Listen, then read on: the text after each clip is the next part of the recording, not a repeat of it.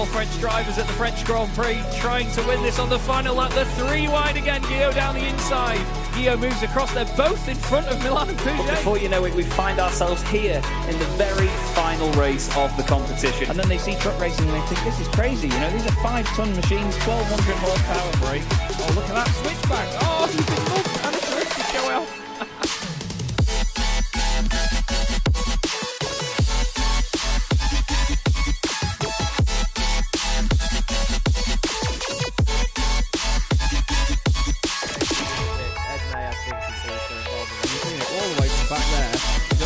Ben Gregory now, I love it. 10.5 minutes gone. Senna Lanson tries to go for the race lead.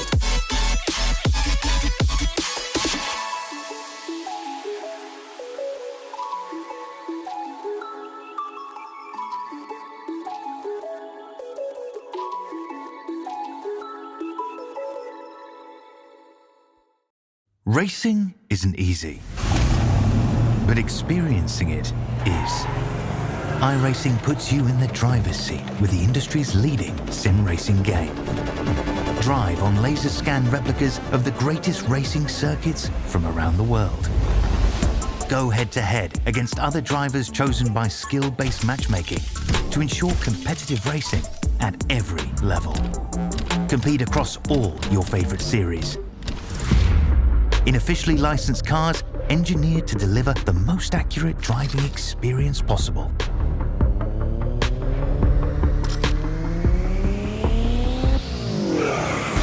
Join a race or host your own with players from across the globe.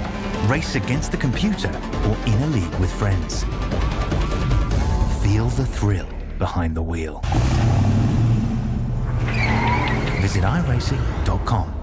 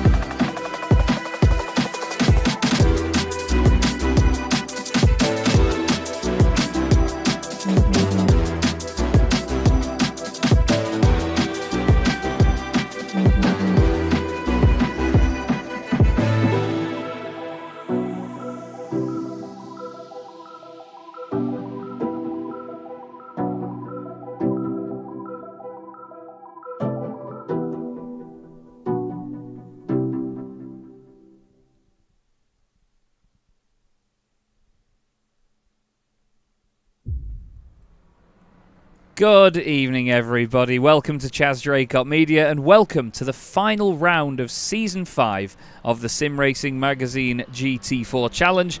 It doesn't seem like 10 minutes ago since we started the season back at Indianapolis on the 16th of July for what has been easily this championship's most competitive season here in Season 5. It's been remarkable the level that it's stepped up to this time round, and we already have ourselves crowned a champion. We need to think about the team's championship here tonight, though, because we're here at Fuji for the final endurance race of the season. It's myself, Chaz Draycott, and the wonderful Ed May up in the commentary box. And Ed, we've raced here before in the Winter Tour, and we had a great time there, but I think this is going to be an absolutely smashing race to complete the campaign.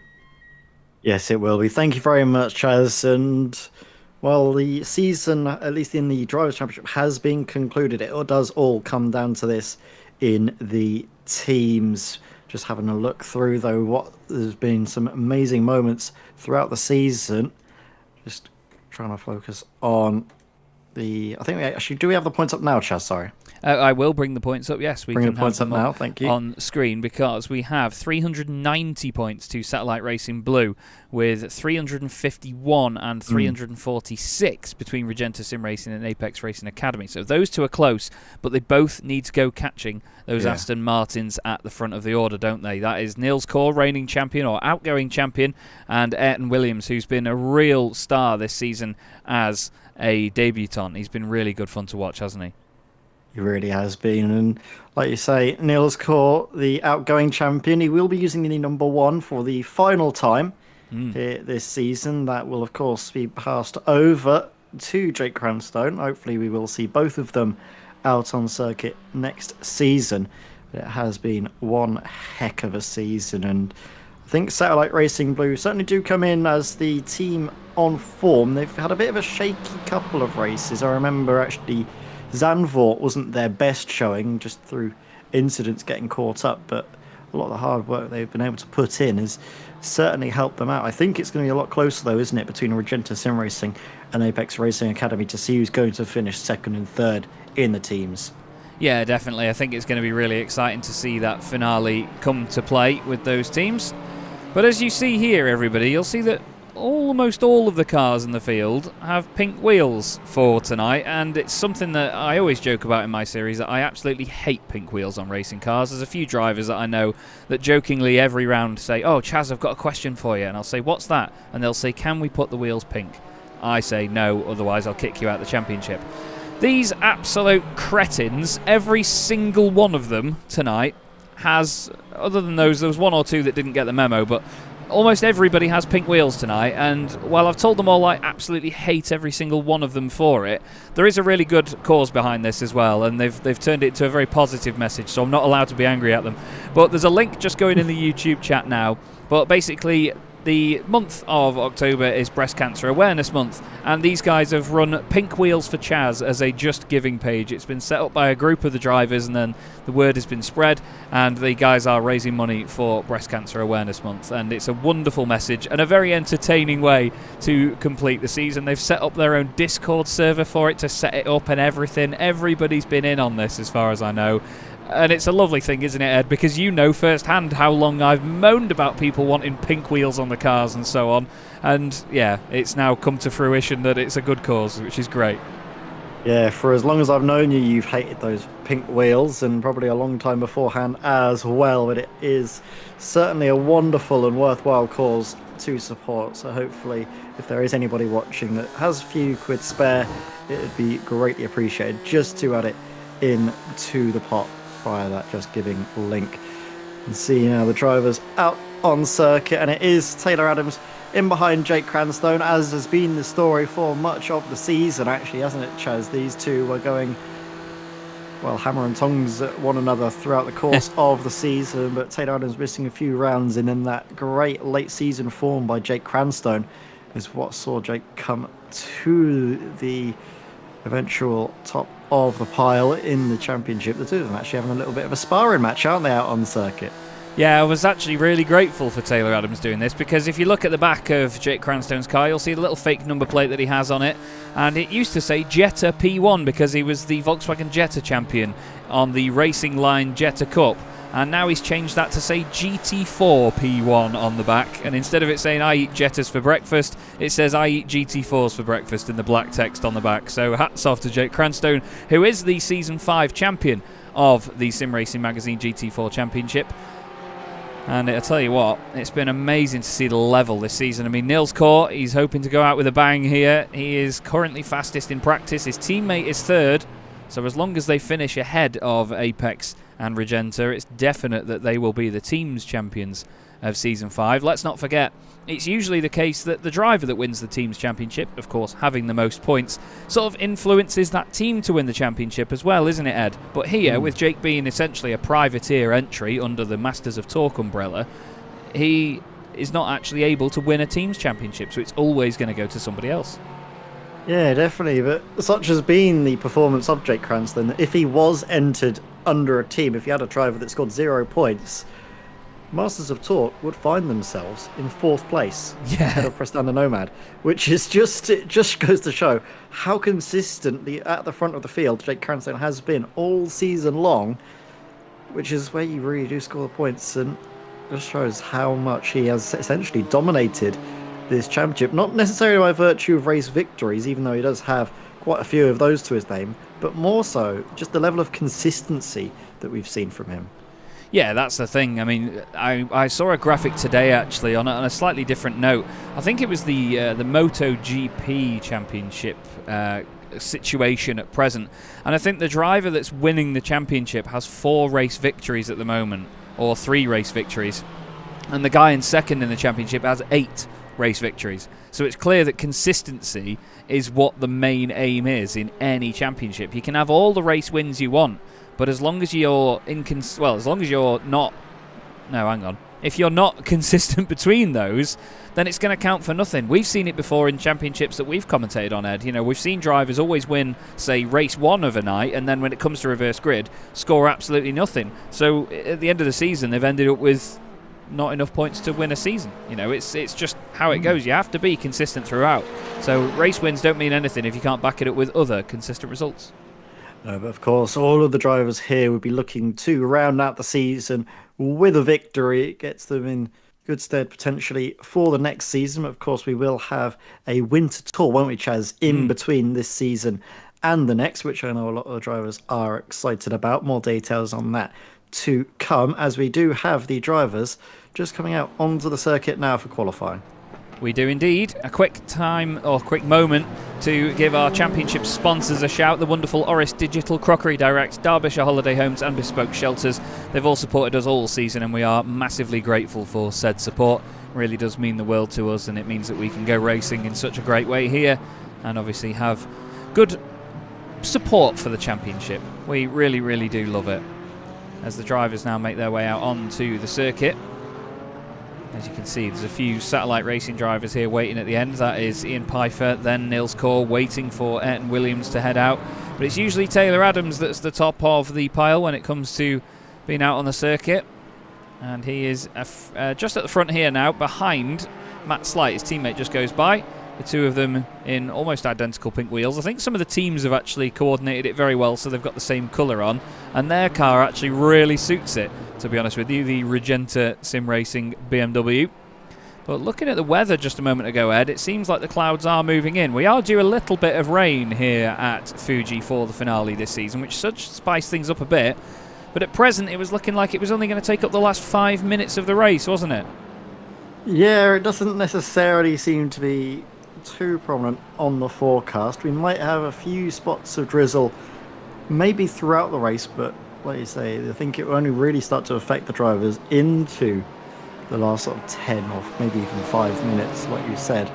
Of course, the weather predictor can change from one moment to the next. It's a very dynamic system that iRacing uses, so it's all about just trying to be aware of what is coming around the corner on that weather front. So I'm going to try and keep an eye on it as best I can throughout the race. Obviously, with our software that we have here on at least our live timing software, we can't really get a readout of the weather radar or the rain percentage. It's something that has to be done through iRacing's built-in overlay in the sim, which isn't the prettiest thing in the world to look at from a broadcast point of view. So it's something that I'm just going to have to keep an eye on, as that doesn't show up on the live pictures everyone else will see.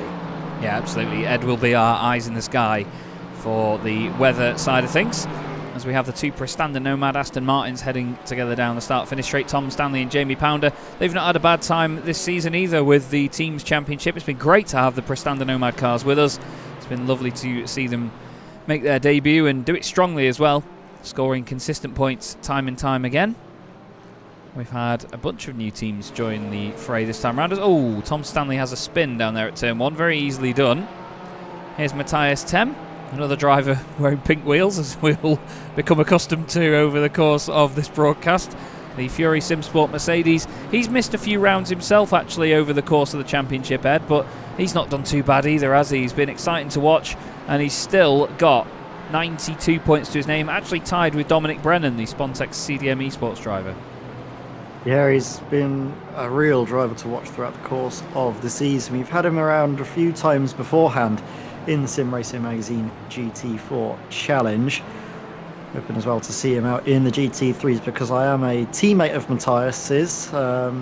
Way back in the day, my first ever iRacing team was Fury SimSport, and I know how quick he is behind the wheel of a GT3, which is something we're going to be trialling out, won't we, Chaz, in, well, is it a few weeks' time now when that gets underway? Absolutely, yeah. Something we were hoping to discuss tonight is the next instalment of the GT3 Winter Tour. It was going to be the GT4 Winter Tour, but in just 2 weeks' time, we will start racing. We are trialling GT3 cars in the Sim Racing Magazine community, and we have quite the lengthy winter tour this time round, with a good mix of weather, some decent cars, and a lot of cars as well that will be racing before actually just into 2025. There's 2 race meetings into 2025, and then hopefully we will be bringing in GT3 cars to other events and series in the future. We'll have to see. But it's Jake Cranstone, fastest at the moment. He's got pink on the car for this final round.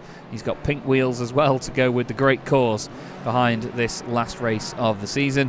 And Ian Pfeiffer is currently second fastest. There was a car stopped there at the side of the circuit. I think maybe a BMW, was it? No, it wasn't Simon Price, but goodness me, that's pink. Jesus. What on earth is going on there? That's vibrant, to say the least. Is it cheese strings? It is, isn't it? Yes, it is. No, it says Chaz strings on it. For God's sake, Simon. I hope you spin like a... I've just seen what it says on the side. One of my favourite quotes, and I can't take credit for this phrase because it was originally David Addison said it. I think it was when the legendary racing driver, if anyone knows him, Vadim Kogai, he was basically some... God, I can't remember where he's from. I think he's like a Czech or potentially Russian, I don't know. He was a dentist, basically, that bought a Ferrari 458, raced it in the Blancpain Endurance Series, had multiple accidents and went off and nearly hit a recovery vehicle while there was a yellow flag.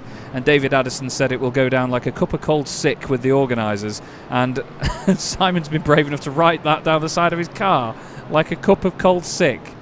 Does it say Chaz Kings? I don't know. Has he got your face on the cheese string as well? Oh, for crying out loud, he has. Let's not look at that. Jesus Christ, Simon. I feel sorry for the bloke having to look at that long enough to design it. But this is the thing, isn't it, Ed? This community is such a riot to be a part of. Everybody is so lovely. They all come together so well.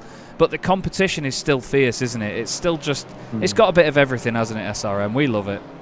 It's wonderful. It's both silly when it wants to be, but also serious when they're out on circuit racing door to door. It's a great sort of, almost like a family, isn't it? I think that's the word that he constantly uses, talking about the Sim Racing Magazine family and sort of the vibe that we have, because it is such a tight-knit, close group of drivers that obviously is not a closed group, because we get more and more people coming along every season to try it out and stick around, because it is a wonderful community to be a part of. And it is something that I'm really, really happy and proud to be a part of, just because in all of the time that I've been on iRacing, I haven't really been part of a community that's as tight-knit and as friendly and just so easygoing as the Sim Racing Magazine community. It's wonderful. Yeah, it's got a bit of everything. And it's absolutely phenomenal. Motorsport Magpie asking, where can we buy the Chaz String merch? Please don't. Please don't. Whatever you do, if you can buy it anywhere, please don't. Jesus. Still, looking then seriously for a moment, we've got Nils Core ahead of this man, Lewis Ward, then Jake Cranstone, Ayrton Williams, Callum Brandt, and then Ian Pfeiffer, Taylor Adams. So the top 7 are all race winners this season. And then we've got... How close the top 4 are. In it, 9 thousandths between the top 3, 24 thousandths on a nearly 2-minute lap. That's ridiculous. Again, though, that is what this season has been like. It's just constant close times up and down. We've got 21 cars in a second of each other in this qualifying session. It's absolutely remarkable. And the man that should be keeping his eye on the timing is this man, Rob Sharp, the Orris Watch branded machine. Lovely, lovely looking race car that constantly develops, and this week it's got the development of the pink wheels. They do have logos on the roof as well. Some of the cars have a pink wheels for Chaz logo I've seen, and you can see Rob's got it on the roof of his Porsche.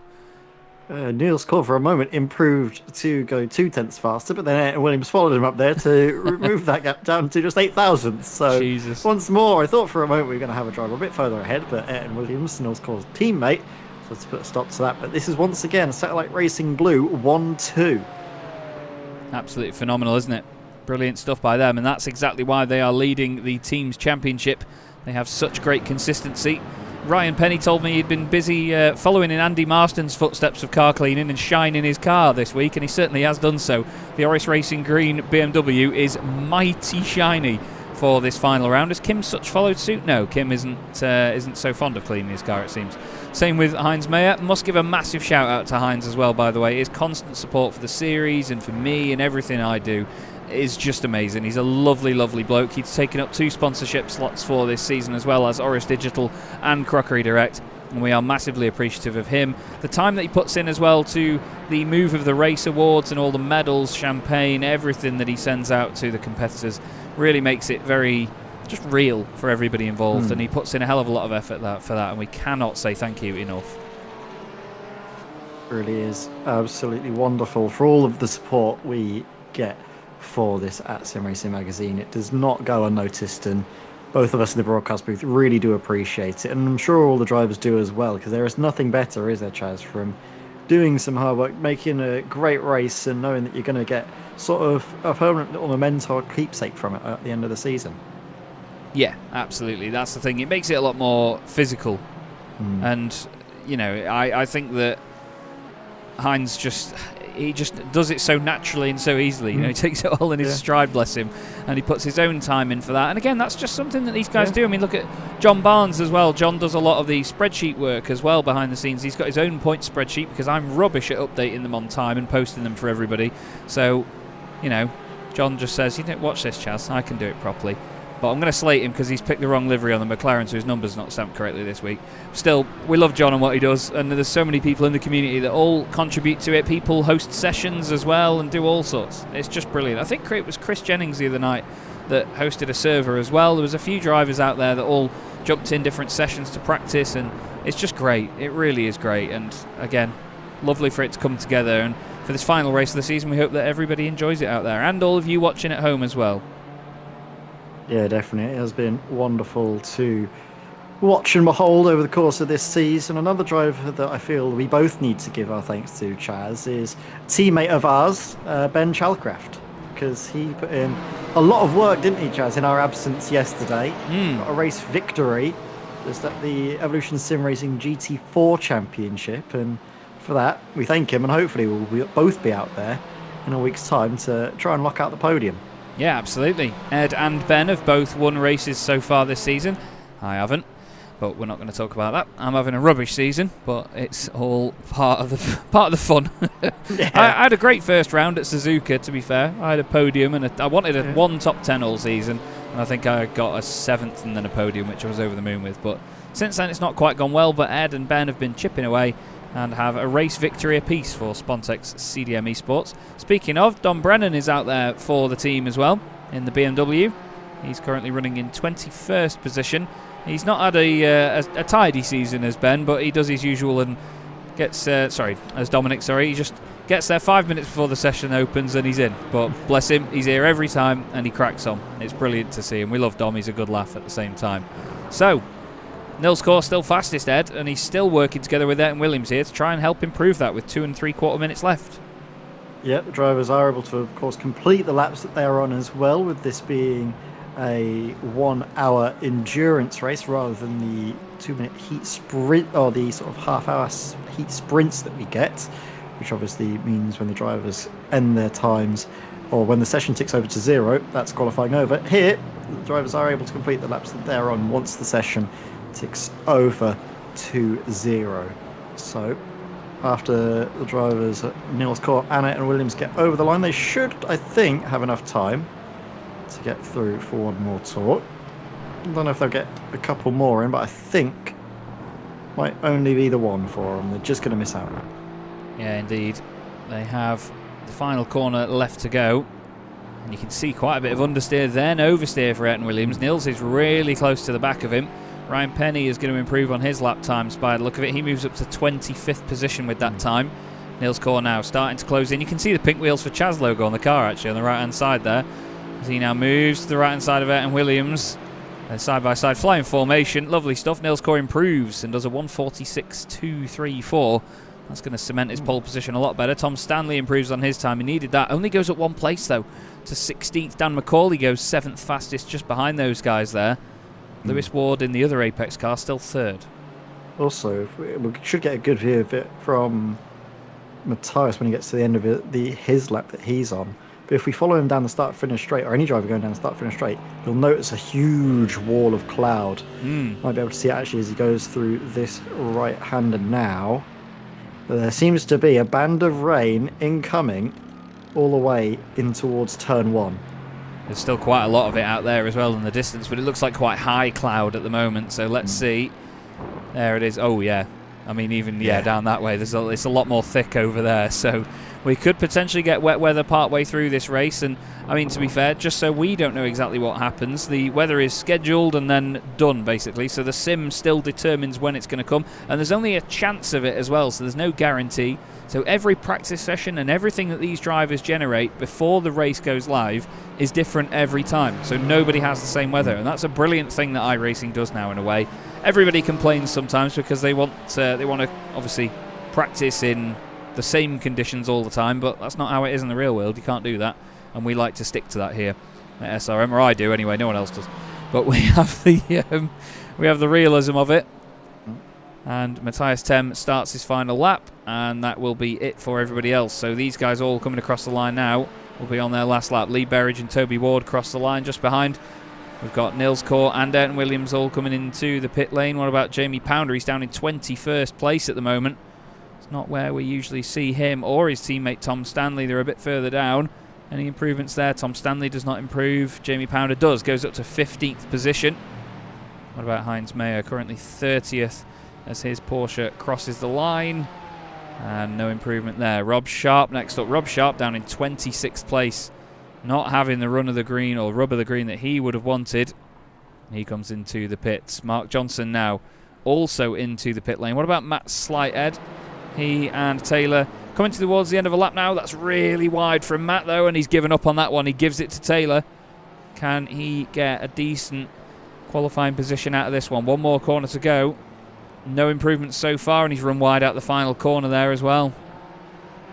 Yeah, it doesn't look to be a great lap for Taylor Adams, as he is probably going to be making a pit entry just to practice out that, because the drivers will need to make 2 pit stops in the coming 1 hour long race. The fuel limit has, of course, been reduced from what it was at the start of the season, to essentially make sure the drivers are doing the 2 stops that used to be the case, didn't they, way back in the early days of the Sim Racing Amazing GT4 Challenge.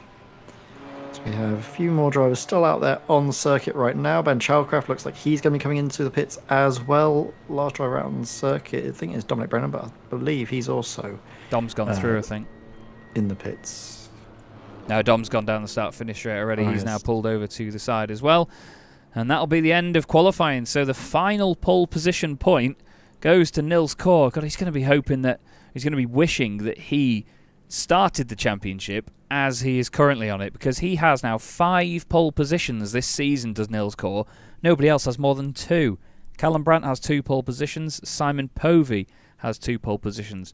But Nils Kaur with the most poles this season on 5. That's a remarkable, remarkable job by Nils. Shows you the true class, though, of the outgoing champion. And it's going to be he and his teammate Ayrton Williams with a front row lockout as well. I mean, if that doesn't say we definitely want to win this team's championship, Ed, what else would? Exactly. That's the perfect way to make your case known, isn't it, in the team's championship, making it a 1-2 for Satellite Racing Blue. Apex Racing Academy, Lewis Ward doing all he can, currently up there in 3rd. Dan McCauley, his teammate, in 7th. Just looking for Regenta. Where are they? 9th and 10th. So not really the best qualifying for Taylor Adams or Matt Slight. Now, the session has advanced just a little bit more as we come into the start of the race. The drivers just lining up somewhere around on the circuit for sort of a formation half of a lap. I think it's fair to say. You can see a band of rain on the weather radar incoming, even though the forecast percentage doesn't look all that threatening. It will definitely arrive, probably just about maybe when the drivers are making their 2nd pit stop, potentially. We'll have to wait and see, won't we? Let's find out, shall we? For the final race this season, then, it's Nils Kaur on pole position. Car 1 is P1 with his brilliant teammate Ayrton Williams alongside him. And then 2 more newcomers, actually 3 more in a row. Lewis Ward, sorry, no, Lewis isn't a newcomer, he's double champion. I meant returning driver, sorry Lewis. Lewis in 3rd place. Jake Cranstone, newly crowned champion in his debut season, starts from 4th. Ian Pfeiffer and the returning Callum Brandt next up on the 3rd row. Then it's Dan McCauley alongside Guy Edwards, those 2 locking horns once more this season. Taylor Adams and Matt Slight make it an all Regenta Sim Racing 5th fifth row. We then have Matthias Tem and his countryman Dennis Van Beelen. Hopefully for both of them they'll have as good a time as they had at Zandvoort. Then Idris Abdullahi is next up with Lee Berridge alongside him. Jamie Pounder and Ben Chalcraft make up row 8. Tom Stanley is 17th with Dominic Brennan alongside him. Toby Johns and Chris Jennings complete the top 20. We then have Stephen Codman and John Barnes with Paul Goffin alongside Martin Kenyon. Then we have John Roberts and Toby Ward, and Kim Such and Heinz Mayer complete the top 30 for the Orris Racing team. Then it's Mark Johnson in 31st, and Simon Price, the privateer, with definitely livery of the day, in 32nd place. But for the last time this season, Ed, we're going to be doing a bit of a rain dance, I think. But either way, Fuji, it's going to be spicy, isn't it, this one?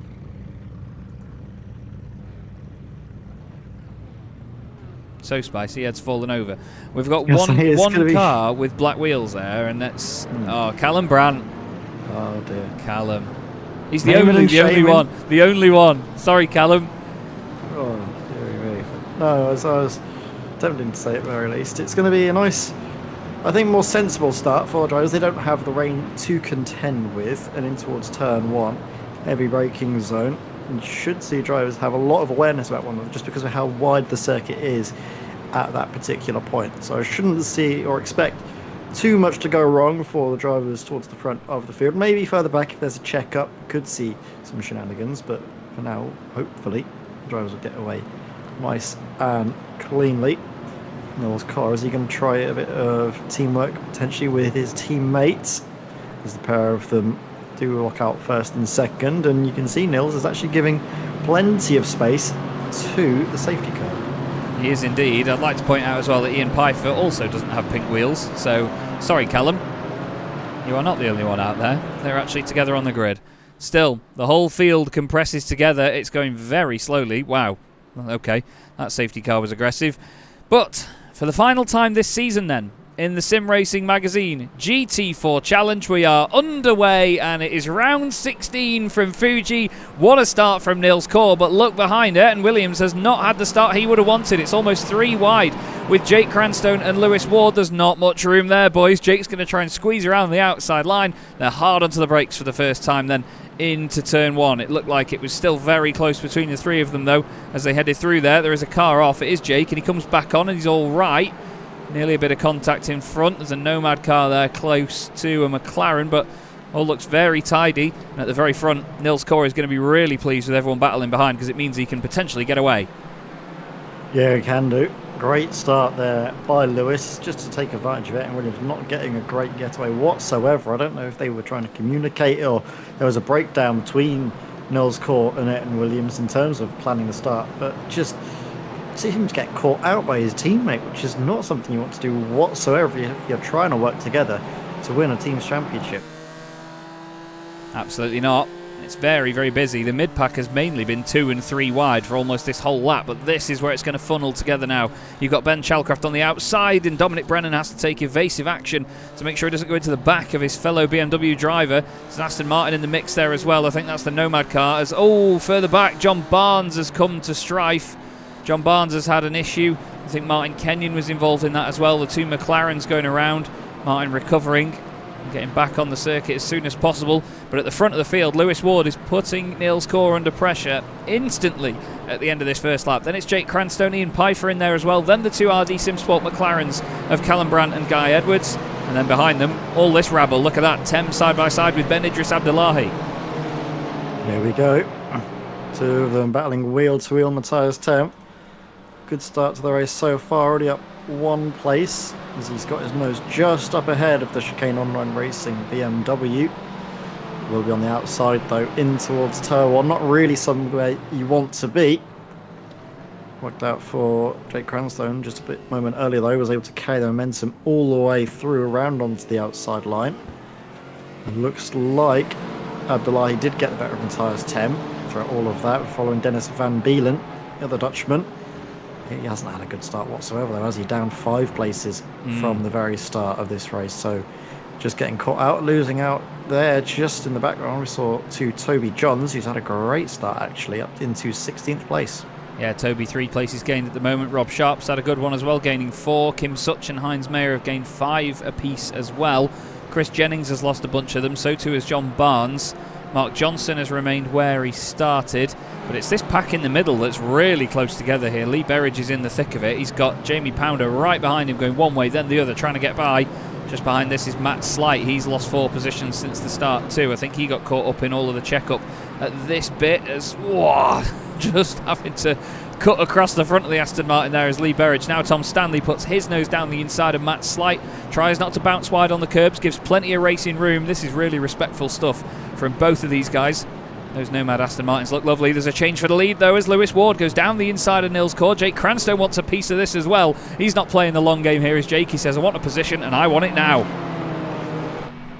There we go, on board with Lewis, looking back at Nils Core. Lewis did get ahead, but now Nils is going to look to probably try and take that back, because look how close they're going to get towards that right-hand side of the circuit. Lewis trying to, maybe thinking about going for the outside line because of the momentum it will give, but also giving some slipstream to help out Jake Cranstone.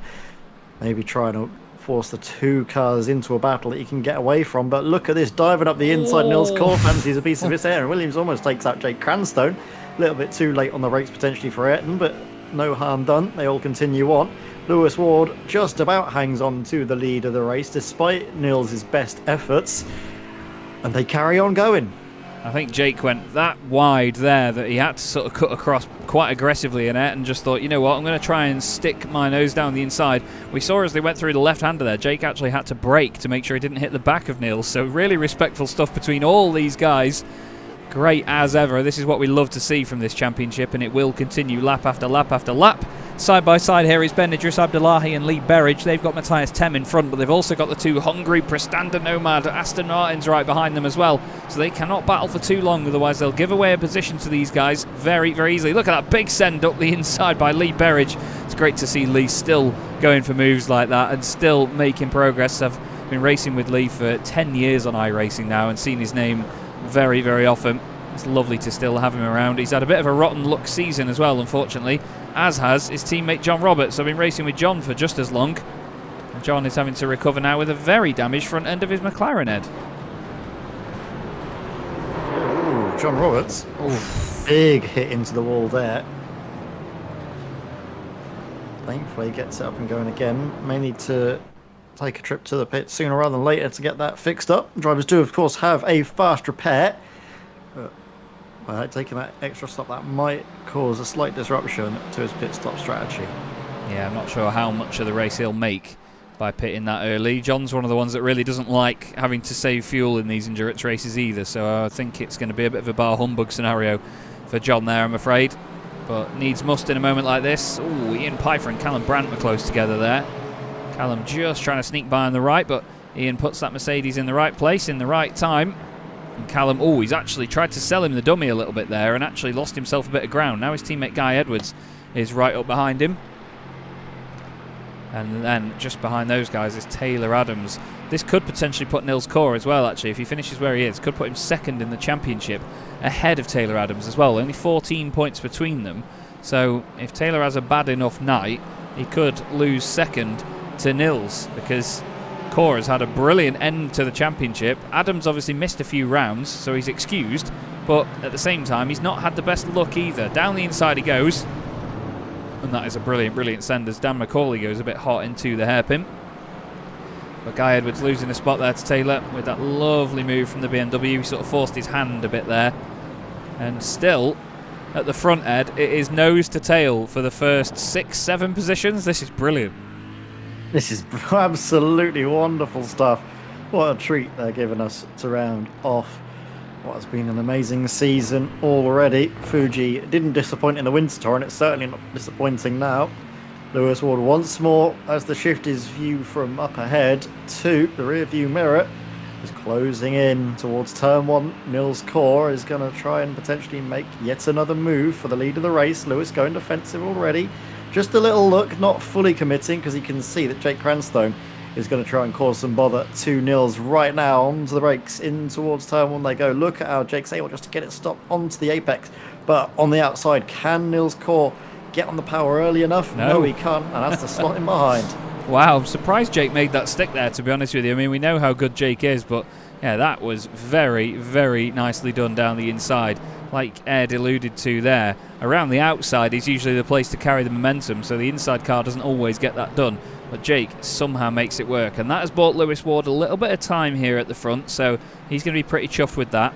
It's only given him a car length or two, but that's better than nothing. Takes the pressure off for a couple of corners. Toby Johns chasing the two Prestanda Nomad cars, then Ben Chalcraft, then Dominic Brennan. Matt Slight down to 18th place. He's having a really poor run at the moment, unfortunately. Not the end to the season that he would have wanted. I've noticed the Walliams cars as well have got the Duracell Bunny on their car, so even more pink on their machines for this finale round. Stephen Codman and Mark Johnson bringing some brilliant Williams-themed liveries to the championship this season. It's been lovely to see it. They've really been getting amongst it and changing liveries time and time again. It's a shame, actually, we've not seen more of the Top of the Pops team. They're not here for this final round of the championship, but we must give a big thanks to Kyle Ridley and Stephen Burns for being so funny with their liveries and so on it. There's been a different song every week and basically a different famous singer from a different nation every single time. They've just been awesome. Awesome fun. And again, another element of this constantly developing and constantly entertaining community here in the Sim Racing Magazine community. So, lap 6 now, Ed. Nearly a sixth of the race gone, and it's this man back at the top. Two-time champion Lewis Ward ahead of one-time champion Jake Cranstone and outgoing champion Nils Kaur. 4 titles in the top 3. Yep, wonderful stuff to see all of them up there, and it has been basically almost a history, hasn't it, of the Sim Racing Magazine GT4 Challenge there in those top 3 places. All we're missing is Simon Povey on the screen, and would have basically all of the champions in one shot. We absolutely would, yeah. Lewis has 2 of them, Jake and Nils 1 each. Simon Povey was the Season 1 champion of the Sim Racing Magazine GT4 Challenge, with our very own Ed May just finishing second to him after a titanic season-long scrap, with his teammate Andy Hopley in the mix as well. Speaking of in the mix, once again, Ben Idris Abdullahi finds him in that matte black BMW, constantly in a fight. He's always getting involved somehow, is Ben, and he's another one that's been a great addition to this championship in Season 5, isn't he?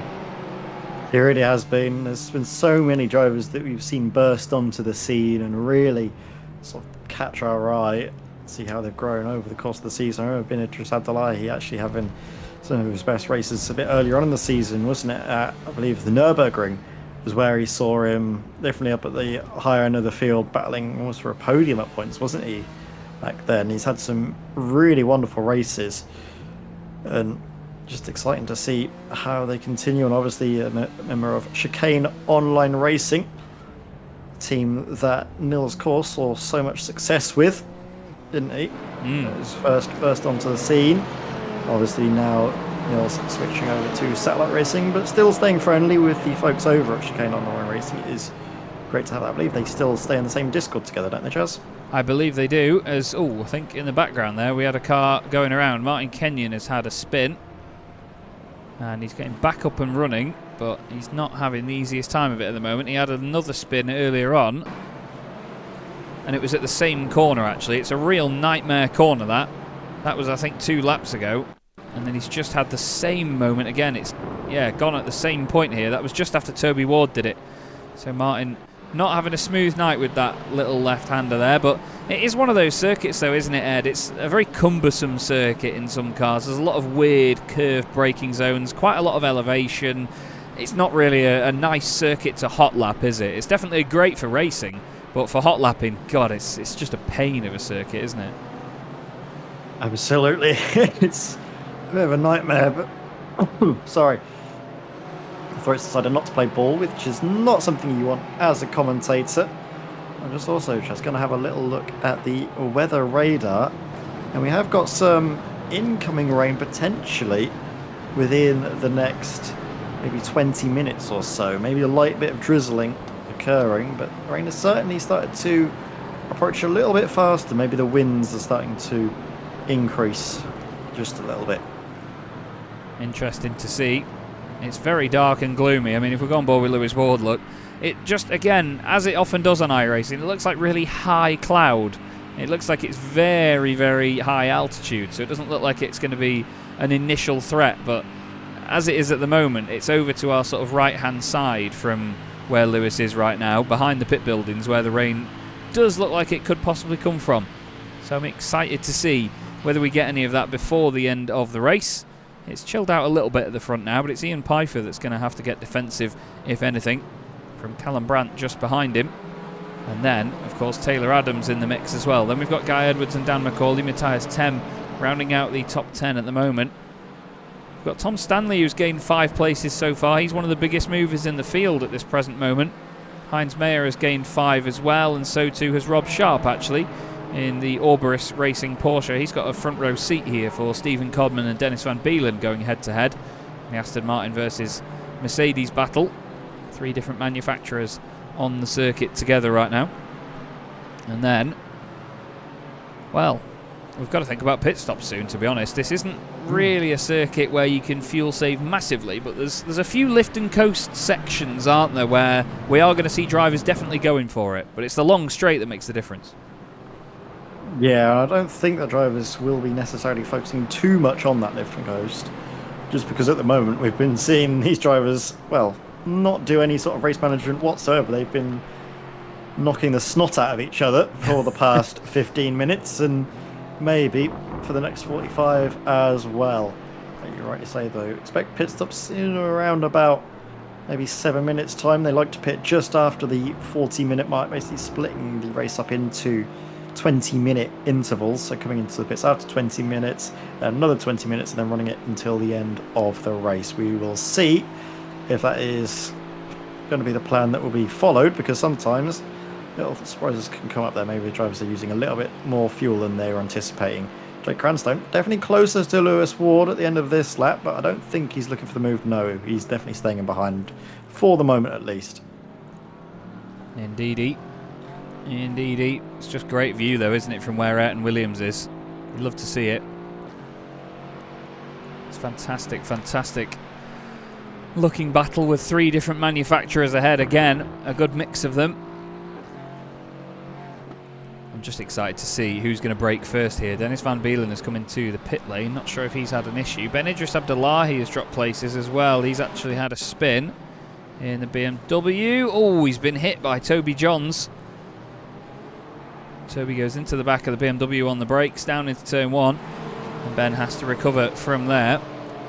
Dennis Van Beelen did have a moment off the circuit. He's got Stephen Codman just behind. Oh, it's just lifted the back of the Aston around.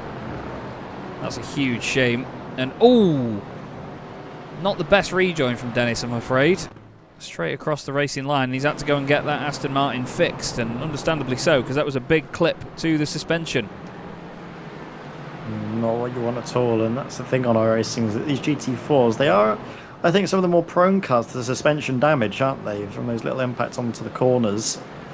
You do notice a lot of the time those little bits just seemingly breaking away, causing drivers to take a trip into the pits. Now look at how close Jake Cranstone is. If the time is to make a move, he's certainly going to go for it now, isn't he? Yeah, he's got to. He's got to get on with it if he wants that position. Because Actually, really, is he pushing him along? Yeah, I was just holding my breath there to just see, and he was definitely pushing him along. So that's definite body language there from Jake Cranstone to say, look, I'm not going to get by. He wants an extra lap out of this. Maybe he's figured out the numbers and they think they can get another lap's worth of fuel around here. We're only on lap 10 of this race. It is a long lap here at Fuji. Nearly 2 minutes a lap each time. So, I think we know from the Winter Tour that fuel saving is definitely possible, because we had the same format here for the Winter Tour just towards the end of last year. So I think these guys are now using a bit of knowledge of that. But Jake, of course, not one of the drivers that raced in it. Lewis Ward, not one of the drivers that raced in previous seasons either when we've come here.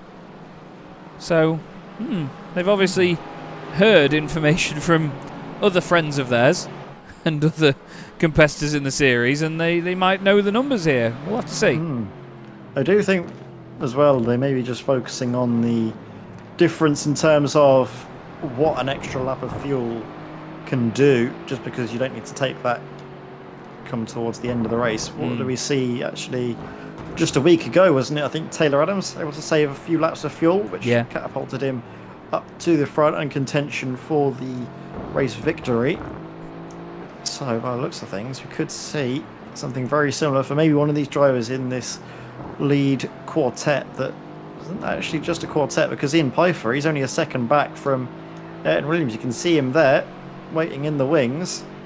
Any one of these drivers in really the top 10 could be a shout. Yeah, absolutely.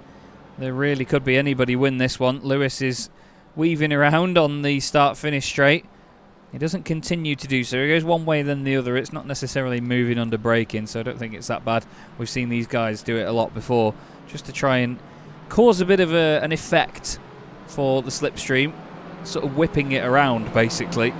And it also means as well that it washes off a little bit of speed and it brings the other cars into the picture. He might be hoping to slow Jake Cranstone down into Nils Core here in the lead Aston Martin, so we'll have to see how that comes to fruition. We've got a bunch of BMWs together in the middle of the pack here. We've got Ben Chalcraft and Dominic Brennan and then Matt Slight, then Ben Idris Abdullahi in the background. The only other BMW that is running near the front end of the order is Taylor Adams currently. He's just off the back of the aforementioned quartet that is leading this race. Guy Edwards and Dan McCauley just behind him. Dan not falling away from the back of this, but he's 0.6 of a second off Guy Edwards. That's still slipstreaming range. It's not the strongest place to get it, but he's definitely not fallen away completely. He's not lost the pack yet, has he, Ed? No, definitely not. While he is at the tail end of this battle for the lead, he's still a part of it, and that could factor into how he approaches things by maybe trying to go a little bit longer. He's able to get a massive benefit in the slipstream, essentially getting 9 cars, or is it, yeah, sorry, 8 cars up ahead of him to punch a hole in the air for him.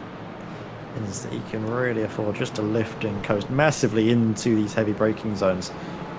Once more, Lewis Ward doing all he can to try and break the toe. Doesn't really want to be doing all the work for the other drivers. And actually, he's coming into the pits right this moment, just a little bit ahead of the 14-minute mark. Being into the pits should take him over that point, but it's going to be tight to the end of the race. Yeah, interesting. Maybe playing it a little bit safe there is Lewis Ward on the fuel. Maybe not trying that extra lap, or maybe just trying a bit of an undercut, just get himself away from being the lead car. Maybe it's a sort of reverse psychology thing. He's now made Jake the lead car. Jake might have been expecting to sit in the slipstream for enough of a stint to save fuel. So now Lewis has taken that away from him, and he said, no, you're on your own. I'm going to take myself out of the equation here, and you're going to have to go and fight for yourself at the front of the pack. So new coming champion Jake Cranstone leads outgoing champion Nils Core. The two of them absolutely together as they race their way around Fuji now. We're a third of the way through round 16 of season 5 of the Sim Racing Magazine GT4 Challenge, and we've got a great battle on our hands here. Ian Pfeiffer and Callum Brandt have just swapped places, and Ian wants that place back. Taylor Adams wants in as well. Guy Edwards in the background will become part of this very quickly if they're not careful. Ian throws the Mercedes into the hairpin, comes back across the nose of Callum Brandt, and then cuts over that the right-hand curb and gets away with it. You can cut quite a lot of the curbs here, to be fair, can't you, Ed? As long as you don't overdo it with all 4 wheels. It's basically hitting the yellow curbs is enough of a risk, so iRacing doesn't give you a slowdown and kill you. Pretty much. I think that's exactly what you want to avoid, because iRacing and their slowdowns are incredibly punishing, especially if you're in such a tight battle as is this. That's the last thing you want to do, is have a slowdown and lose out on all of that hard work that you were putting in earlier. Now, a little bit of a fake out into the pits there by current race leader Jake Cranstone. Guy Edwards and Dan McCauley opting to come into the pits. So even though Dan McCauley had plenty of cars up ahead to try and save fuel from, wasn't able to really extend his stint. Matthias Tem, who didn't have anyone to help him out with the fuel, has carried on a little longer. So all of a sudden, the race is starting to get turned on its head just a touch. While I'm just trying to also keep one eye on the weather radar. Not coming yet, might come within the next maybe 10-15 minutes. Don't think we're going to see any drivers switching tyre compounds just yet. They might have to make that call in, well, 20 to 15 minutes time. For now, sitting pretty up at the head of the field, Jake Cranstone from Nils Court and Ayrton Williams. This is great news for the Satellite Racing Blue team, because they're scoring plenty of points and should be able to seal the team's championship with this result. Yeah, indeed. They are doing all they need to do to make this work. And Jake Cranstone, I mean, he's putting in a brilliant performance so far. And another never say die attitude race from Jake. That's what's done him such a... Well, I don't know. He's done himself a really strong service this season. You know, he's shown that no matter what, he's not giving up. We saw an incredible performance from him at Watkins Glen earlier in the championship. He then went on to have a streak of podium finishes, and it hasn't really changed since then. He's just been so consistent. Now, Lewis Ward has got his teammate Dan McCauley right behind him now, look. Dan had a 4-second shorter pit stop that time round than his teammate, and the two Apex Racing Academy cars are right together. They are the two top cars that have pitted so far. Jake Cranstone is in, Nils Core is in, so too is Ayrton Williams, Ian Pfeiffer, Callum Brandt and Taylor Adams. Matthias Tem will be the next car, he's coming in. Dominic Brennan as well, and then Matt Slight. The car there is Mark Johnson, who was a lap down. But Lewis Ward and Dan McCauley, the lead two cars that have pitted, and they have pure daylight over Guy Edwards. Funnily enough, it's about 4 seconds, which is what the gap is in terms of the pit stop times to Dan. So Dan has done a remarkably short stop there, and he's now in the slipstream of his teammate. So unsure what the complete strategy is here, but Lewis Ward pitted a little bit early. Dan pitted a little bit short. Let's see what this is like when they come out of the pits, because we've got, wrong camera, finally movement from Taylor Adams, then Jake Cranstone, then Ayrton Williams, and then Nils Core. I think the two Aston Martins are going to be close, but here comes Lewis Ward, and he's going to retake the lead of the race, and Dan McCauley is going to go into third. Jake Cranstone is there. He's going to be third, just behind Jake. He's not quite made it to the very front. He's literally pushing the Porsche towards the left-hander. Dan needs to make it work now. He needs to go now, get down the inside, and he does. He forces Jake to take a wider line. What can Nils Core do about that now? It's a 1-2 for Apex Racing Academy all of a sudden. They've pulled that out of nowhere. But how is it going to affect the end of the race? That's the thing. Getting a great view at the rear end of Jake Cranstone's car. That GT4 P1 and the GT4s for breakfast. We talked about it earlier. It is a lovely touch, isn't it? That just exemplifies all that he's been able to do this season. But while he ate the GT4s for breakfast, it looks like he's still hungry for more. Is maybe dessert on the cards as he's chasing down Dan McCauley and Lewis Ward. What a race around out the season it would be if our current champion was to get that race victory. Dan McCauley could do Lewis Ward all sorts of favours here by just defending like a lion and backing up the chasing pack in behind. Yeah, it might not necessarily be that Dan can really help his race and, you know, get himself a podium result. It could just be that he's there to help Lewis, because it's worked beautifully so far. Jake's not going to get a massive run from there as they head down the start-finish straight. Lewis Ward is going to start to streak away. Dan moves over to the right to try and go defensive. Jake says, all right, then I'll go on your left. I'll be round the outside. You mentioned this earlier, Ed, that the outside line can work in turn one because you carry the momentum. Are we going to see Jake make two overtakes work around here tonight, do you reckon? He could do. He's going to have his nose just ahead into the braking zone. The front end dips down under braking, but look at the speed that Lewis Ward was able to, Dan McCauley was able to take into the corner. The commitment was unreal, and he's able to hang on just about to that second place. No overlap in towards this left-hand kink. So for now, it is still Lewis Ward and Dan McCauley.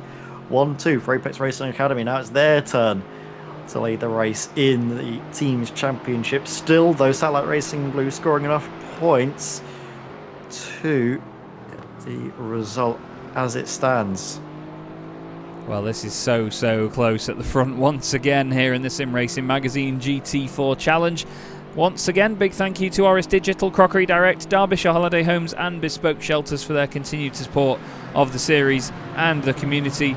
We love you all very much, and it's a pleasure to be producing this championship once again for you all. Don't forget, Winter Tour starts in 2 weeks' time as well. GT3 cars on the menu for that. That's going to be a brilliant sort of... It's like a sort of season off, a season of celebration for the drivers and teams. It's not as serious as our flagship SRM GT4 Challenge. This is definitely the spearhead of the championship. Spearhead of the community is this championship. This is our baby. Whereas the Winter Tour, it's a bit more fun and a little bit more casual, but the teams do take it very seriously, don't they? I think, is it a flagship, they'd call it, right? The flagship series of the Sim Racing Magazine sort of community. I think that's what we can call it. It's certainly the most popular one that we have, the one that all the drivers want to win. It's what the community was sort of founded around. It's the idea of having a sort of season where the drivers could test their mettle against one another in this machinery. Lewis Ward, Dan McCauley continuing as, look at this, Lee Edge getting in the midst of these Restanda Nomad cars. Flash of the headlights there from Tom Stanley, not best pleased with Lee Berridge for maybe the way he went about that move. Keeping our eyes on the weather radar once more. And by the looks of things, rain could easily be just about 5 minutes away. It's certainly closing in. Getting closer and closer all the time. That could throw something into the picture about how these drivers decide when they're going to come in, or when they come in for tyres, or if they actually change tyres at all. We did see actually, I think one of the first wet races of the season at Watkins Glen, a lot of drivers opting for the dry tyre, which was quicker. But then, towards the end of the race, it was the wets that started to come through. So it's about seeing how heavy the rain is going to be, what the right tyre choice is going to be. Yeah, is it going to be wet enough for the wets, or is it going to be basically building up slowly enough that they don't bother going onto wets and you can still make the dries work? It often depends on the driver's style as well, whether they can hack it on dries in the wet. They'll all be attached to pink wheels either way. I'm just putting a link back in the YouTube chat now, but these amazing cretins that we have out on the circuit know that I absolutely hate pink wheels on racing cars. It's a joke all of the time. Drivers saying, oh, by the way, Chaz, can we have pink wheels this week? And all the drivers behind my back, until 5 minutes before we went live, have all gotten together to put pink wheels on their cars. There's only one or two that haven't done it so far, but that's not that they're not supporting the cause. It's just one of those things you can forget to do in the sim sometimes. But they're all wearing pink wheels tonight, as you can see, because they know I hate it, but it's all for a good cause. There's a Just Giving page in the YouTube chat right now, and it is raising money for breast cancer awareness. It's the Breast Cancer Awareness Month in October, and they've all come together for this brilliant cause, and to do it to poke a bit of fun at me as well, because they know that I hate pink wheels. So yeah, hats off. They've called it Pink Wheels for Chaz. There's a link in the description, and if we could get some lovely pink hearts in the YouTube chat, that would be much appreciated as well. Thank you, everyone. Yeah, wonderful stuff. Racing for a good cause at the end of the season. Really lovely idea that all the drivers have gotten on board with, much to sort of, well, a little bit of secrecy behind it, just to surprise us with a very, very nice one indeed. So we have Callum Brandt, one of the few drivers not racing with the pink wheels, didn't get the memo. Besides, maybe that doesn't look like he had a moment. Ben Childcraft certainly did. This was him having a little half spin earlier. Looks like Callum Brandt maybe has had something outside of the sim call his attention. And no, that to hardware me, issues. Yeah, that is hardware issue. Because he's just sat there for ages, and then it's gone off the circuit. But look, he comes back on, he's disappeared, and then he comes back, and it's just going to sit there. It does say he comes back on the circuit, so I'm not quite sure if he does start driving again. But no, and unfortunately, that has been the end of his race. Jake Cranstone is back down the inside of Dan McCauley, and I think he's finally got the move done. And I can see rain on screen, Ed. It's starting to rain here at Fuji. Raindrops are coming down. And are we going to see it on the windscreen of the cars? Nearly contact. I think there might have been contact there between Dan McCauley and Jake Cranstone. Whoa, big old slide by Jake. How's he held onto that there? That was brilliant. But this circuit is going to very quickly become slippery, isn't it, Ed? Because when it rains in Japan, oh boy, it pours. It absolutely does. Look at this, though, diving back up the inside. Dan McCauley, he's not giving up this position without a fight. Jake Cranstone, though, able to carry that momentum all the way around on the outside. Oh, careful, and slotting back in ahead of Nils Core. Dan McCauley nearly got himself pitched around across the nose of an Aston Martin. Oh, look at this now. Taylor Adams, he fancies a little dive up the inside. I think that was invasion. Oh, no. Oh, the two of them get stuck together. Thankfully, there's not the iRacing sort of latching on. causes the cars to have a bigger accident than was just about to happen. For now, though, Taylor Adams doing all he can to help out Regenta Sim Racing in the Teams Championship against their main rivals, Satellite Racing Blue and Ayrton Williams. But for now, I think this battle has just started to neutralise itself just a touch. But what a move that was by Jake Cranstone. Dan tried his best to fight back at the next potential opportunity, but now with the rain starting to fall, it's less about maybe going all out attack and more about just trying to survive and stay out on the circuit, because all of these drivers still on dry tyres. They are indeed. Seems like there's no rain actually. I know down the start-finish straight, it's just trickling its way down now. It's when we look down towards turn 1 that it starts to rain a bit more. When the cameras are zoomed in, you don't see it as much, but when the camera starts to pan out a little bit, you will see the raindrops falling. A little bit of sort of spray being kicked up as well from the drivers. Just a little touch here or there. Still a very lightly wet circuit, but wet nevertheless. Yeah, you can definitely see bits of it, depending on what corner you're in actually. But there's definitely bits of spray coming up there from Dan McCauley's Mercedes. Now, iRacing's dynamic circuit is brilliant. It really does track where the temperature in the track is and where the rain would fall, and due to the sort of elevation of the track as well, it will fall into the places where it's a bit lower down as well. Certain parts of the track flood where others don't. It's a great system, and they've done beautifully with it. Not to slate a set, of course, the Competizione, but while they do have a lovely wet weather system, it doesn't work in the same way. The dry and wet line is always the same. It's basically predetermined in that sim. As look at the rain down there at the bottom of the circuit now. It's much stronger. Ian Pfeiffer throws it down the inside of Taylor Adams, scares the life out of him and says, nope, I'm going to protect my Satellite Racing teammates. Ian Pfeiffer racing for Satellite Racing Teal for this season. But yeah, definite spray now, Ed, and it's going to be a case of how quickly do these drivers need to get onto wet tyres, because earlier I had the slight epiphany, not quite sure how correct I am, but this man, Dan McCauley, had a much shorter pit stop. Is that because he knows they're going to be pitting sooner rather than they normally would because of the fuel, and actually pitting for tyres when it's more necessary rather than fuel?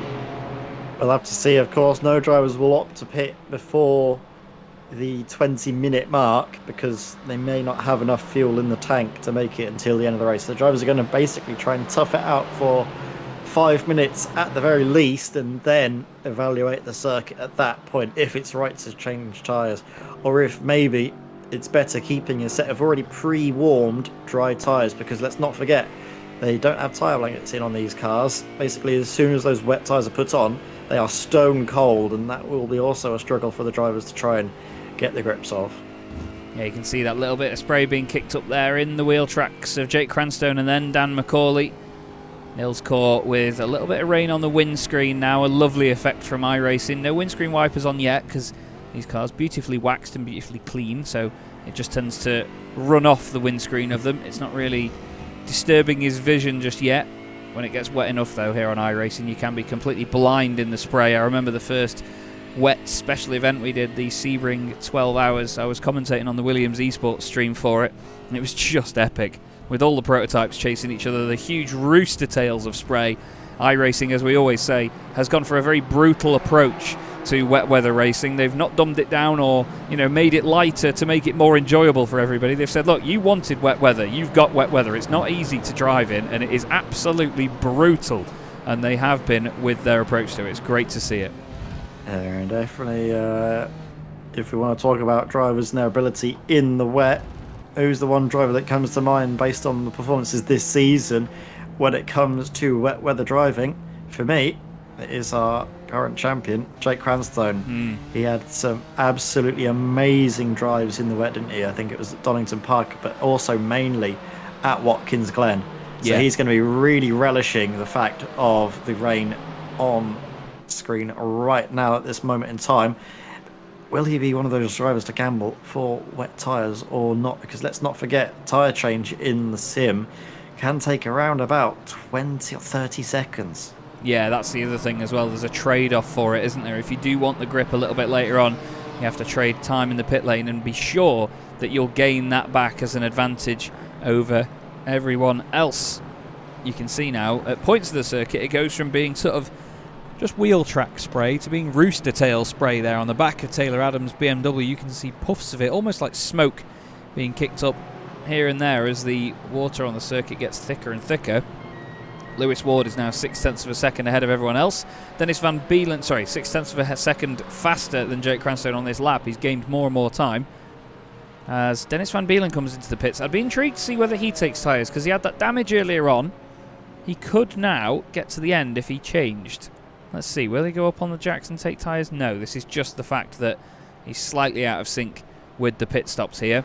We've got Guy Edwards in a scrap here. That's Martin Kenyon on the outside. That's not for position. Martin's a lap down on these guys. But he's got Tom Stanley right behind him. He's not got his teammate Callum Brandt in contention anymore, which is a huge shame.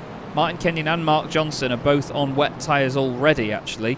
I can show you on the left-hand side of the screen what tyre compound everybody's on. You can see they're all on dries until we go down here to Martin Kenyon and Mark Johnson, and you can see Mark is struggling. It's not wet enough yet for these tyres, so he's still having a tough time of it while he is out there on them. As Dan McCauley is coming to the pits. Now, we knew that Dan would come in earlier than everybody else because he had a short first pit stop. I think he's done his job there, Ed. I think he's come back out. He's caused a bit of nuisance for the other drivers, and Lewis Ward now has a 3-second lead. That is what you call a team player. As that was Ian Pfeiffer there, turning across the front of Taylor Adams, really aggressively defending that one and shutting the door. I'm just having a look. Oh, sorry, I was just a bit distracted by having a look at Lewis Ward and if he's going to be coming out onto the jacks as he makes his pit stop. Sorry, Dan McCauley, if he's taking tyres. I don't know if we can see him in the pits, Chaz, and he is actually up on the jacks and he's taking tyres. Now, this is a gamble and a half because he's going to lose out so much time by changing onto the wet tyres, which we've already seen in the case of Mark Johnson, aren't really working as they should be at this moment in time just because the circuit isn't wet enough. No, absolutely not. The dries seem to be struggling a little bit. The lap times haven't dropped too much, though. Lewis Ward's best lap of the race is a 1:46.5. His last lap was a 1:47.6, so he's only 1.1 seconds off at the moment compared to what he was doing earlier. You can see it sliding around a bit. You can hear it just shimmying around on the surface. It seems like it's definitely not wet enough at the moment for these wets. Here is Dan McCauley, and that's turn 1, and he's got pure bags of understeer there. Now, it's whether he gets these tyres up to temperature now, and that's what he's having as a bit of a trade-off, because everyone else that comes out on them a bit later will have to get them up to temperature and take the time to do it. But it's risky, but it's a gamble, like you say, Ed, and that's the thing. You have to gamble in conditions like this, and seems like Dan has done that with his whole strategy for tonight, pitting early and then pitting for wets. This is nuts already.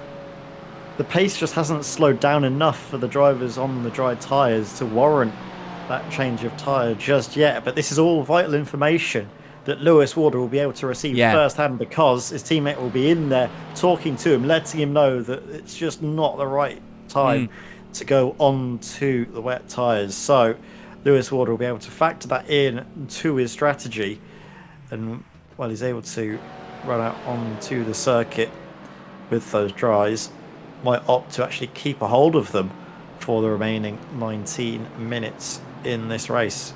Yeah, it's a very good point, actually. Dan has sacrificed his race to not only hold the others up, of course, and have a good scrap with Jake Cranstone by coming out after a shorter pit stop, but he's then become the sort of, almost like they send aircraft out at the start of a day at a military base to be a sort of weather check aircraft, just to see what the cloud base is at and, you know, see what they can do. They do it a lot at air shows as well, to know whether display teams can do what they call their flat display, or whether they can do a full display and go up into the clouds together. Dan is basically becoming that weather aircraft at the moment. He'll like the aviation punk because he loves his planes, does Dan. He's a massive aviation nerd. But he is certainly becoming the weather probe at the moment. As Guy Edwards and Tom Stanley continue their epic scrap of who's got the best teal car. You've seen these drivers battling away. Guy Edwards, who's had some great form, hasn't he, at the sort of latter stage of this season. Got his first race victory of the season just a few rounds to go at Zandvoort. Looking to get another top 10 to his name as well. As into the pits comes race leader Lewis Ward. Jake Cranstone carries on his merry way in towards turn 1. Look at the spray being kicked up. The circuit definitely wetter, but still doesn't seem to be wet enough for those wet tyres. Now, is Lewis Ward going to take his teammates' feedback on board and maybe stick to the dries? Let's have a look. Is Lewis up onto the tracks? He's not actually stopped in his box yet. It's a long old pit lane, isn't it, at Fuji? No. And he looks like he's staying with the dries. Yeah, I think Dan's done his research. And, yeah, you can see the research is going well. He's finding out very quickly that it's not wet tyre weather. That's Stephen Codman behind him on dries. And you'll see here, this is obviously a wet circuit, but this is a car on dry tyres. And he is easily staying with him and, well, seemingly has even more confidence as well in the tyres that he's running. There's moisture offline, but yeah, Dan's just not finding the grip at the moment, unfortunately. He's going to go deep into that final hairpin. I think he's just letting Codman go. He's just continuing on his way. Lewis Ward back out on the circuit then on dries as the only car now, other than Dan and Toby Johns and Dennis Van Beelen, actually, to do 2 pit stops. It's now Jake Cranstone that leads the way. He too still on dry tyres, 2.7 seconds clear of Nils Kors. So he's been putting in some good pace as Jake. He's managed to get away from the outgoing champion. Ayrton Williams in 3rd position, still very much in the mix as well. But what a tantalising race once again here, Ed, from the Sim Racing Magazine GT4 Challenge. It's just the weather here on iRacing throws up so much of a question mark. It's beautiful, isn't it? It is wonderful to watch and have as a factor in all of the races here with iRacing's wonderful dynamic weather system, as Jake Cranstone now comes into the pits from the lead of the race, promoting Niels Coronet and Williams to 1st and 2nd yet again for Satellite Racing Blue. Taylor Adams can see potential chance for an overtake. Look at how early Ayrton Williams is lifting to save the fuel. Wow. Taylor flings one up the inside and makes it move. Makes it stick. Wow. That was very sudden, but Ayrton Williams, like you say, potentially trying to save fuel. There's the weird windscreen wipers of the Aston Martin that open outwards. Interesting as well, actually. I remember, I'm not quite sure if it's the same on the current cars, because I know they all use digital dashes, but on the old Aston Martin V8 Vantage, the clocks used to both go in opposite directions. The revs used to go anti-clockwise, and I believe the speedometer used to go clockwise. Oh, Lewis Ward ahead of Jake. Jake's taken tyres. He has. Jake has taken wets, and Lewis is well on his way up the road. Now, is that going to change in the last 15 minutes? Because is it still raining enough? It's still raining. But is it raining enough? It's certainly getting wetter. Oh. Sorry, it said Jake was on his way into the pits then, rather than out of the pits. I wondered whether he'd missed his box and was still having to reposition. But Jake Cranstone, out onto the wet tyres. Now, he's not got a teammate in this. But, yeah. To him and Lewis Ward. Big old gap. Can he make that up in 15 minutes? I mean, if it gets to be wet enough for wet tyres and really difficult on dries, yes, because we've seen multiple seconds per lap drop away. Here is Dan McCauley. He's got Guy Edwards just in front of him. I just wanted to keep an eye on where Dan came out just to see if he did start to gain anything. Guy Edwards is now on wet tyres also. I'll show you the tyre compounds on the left-hand side of the screen. You can see there's a number of people that are actually not showing as having a tyre compound on, but all those cars there where it's blank are on dries, I can tell you.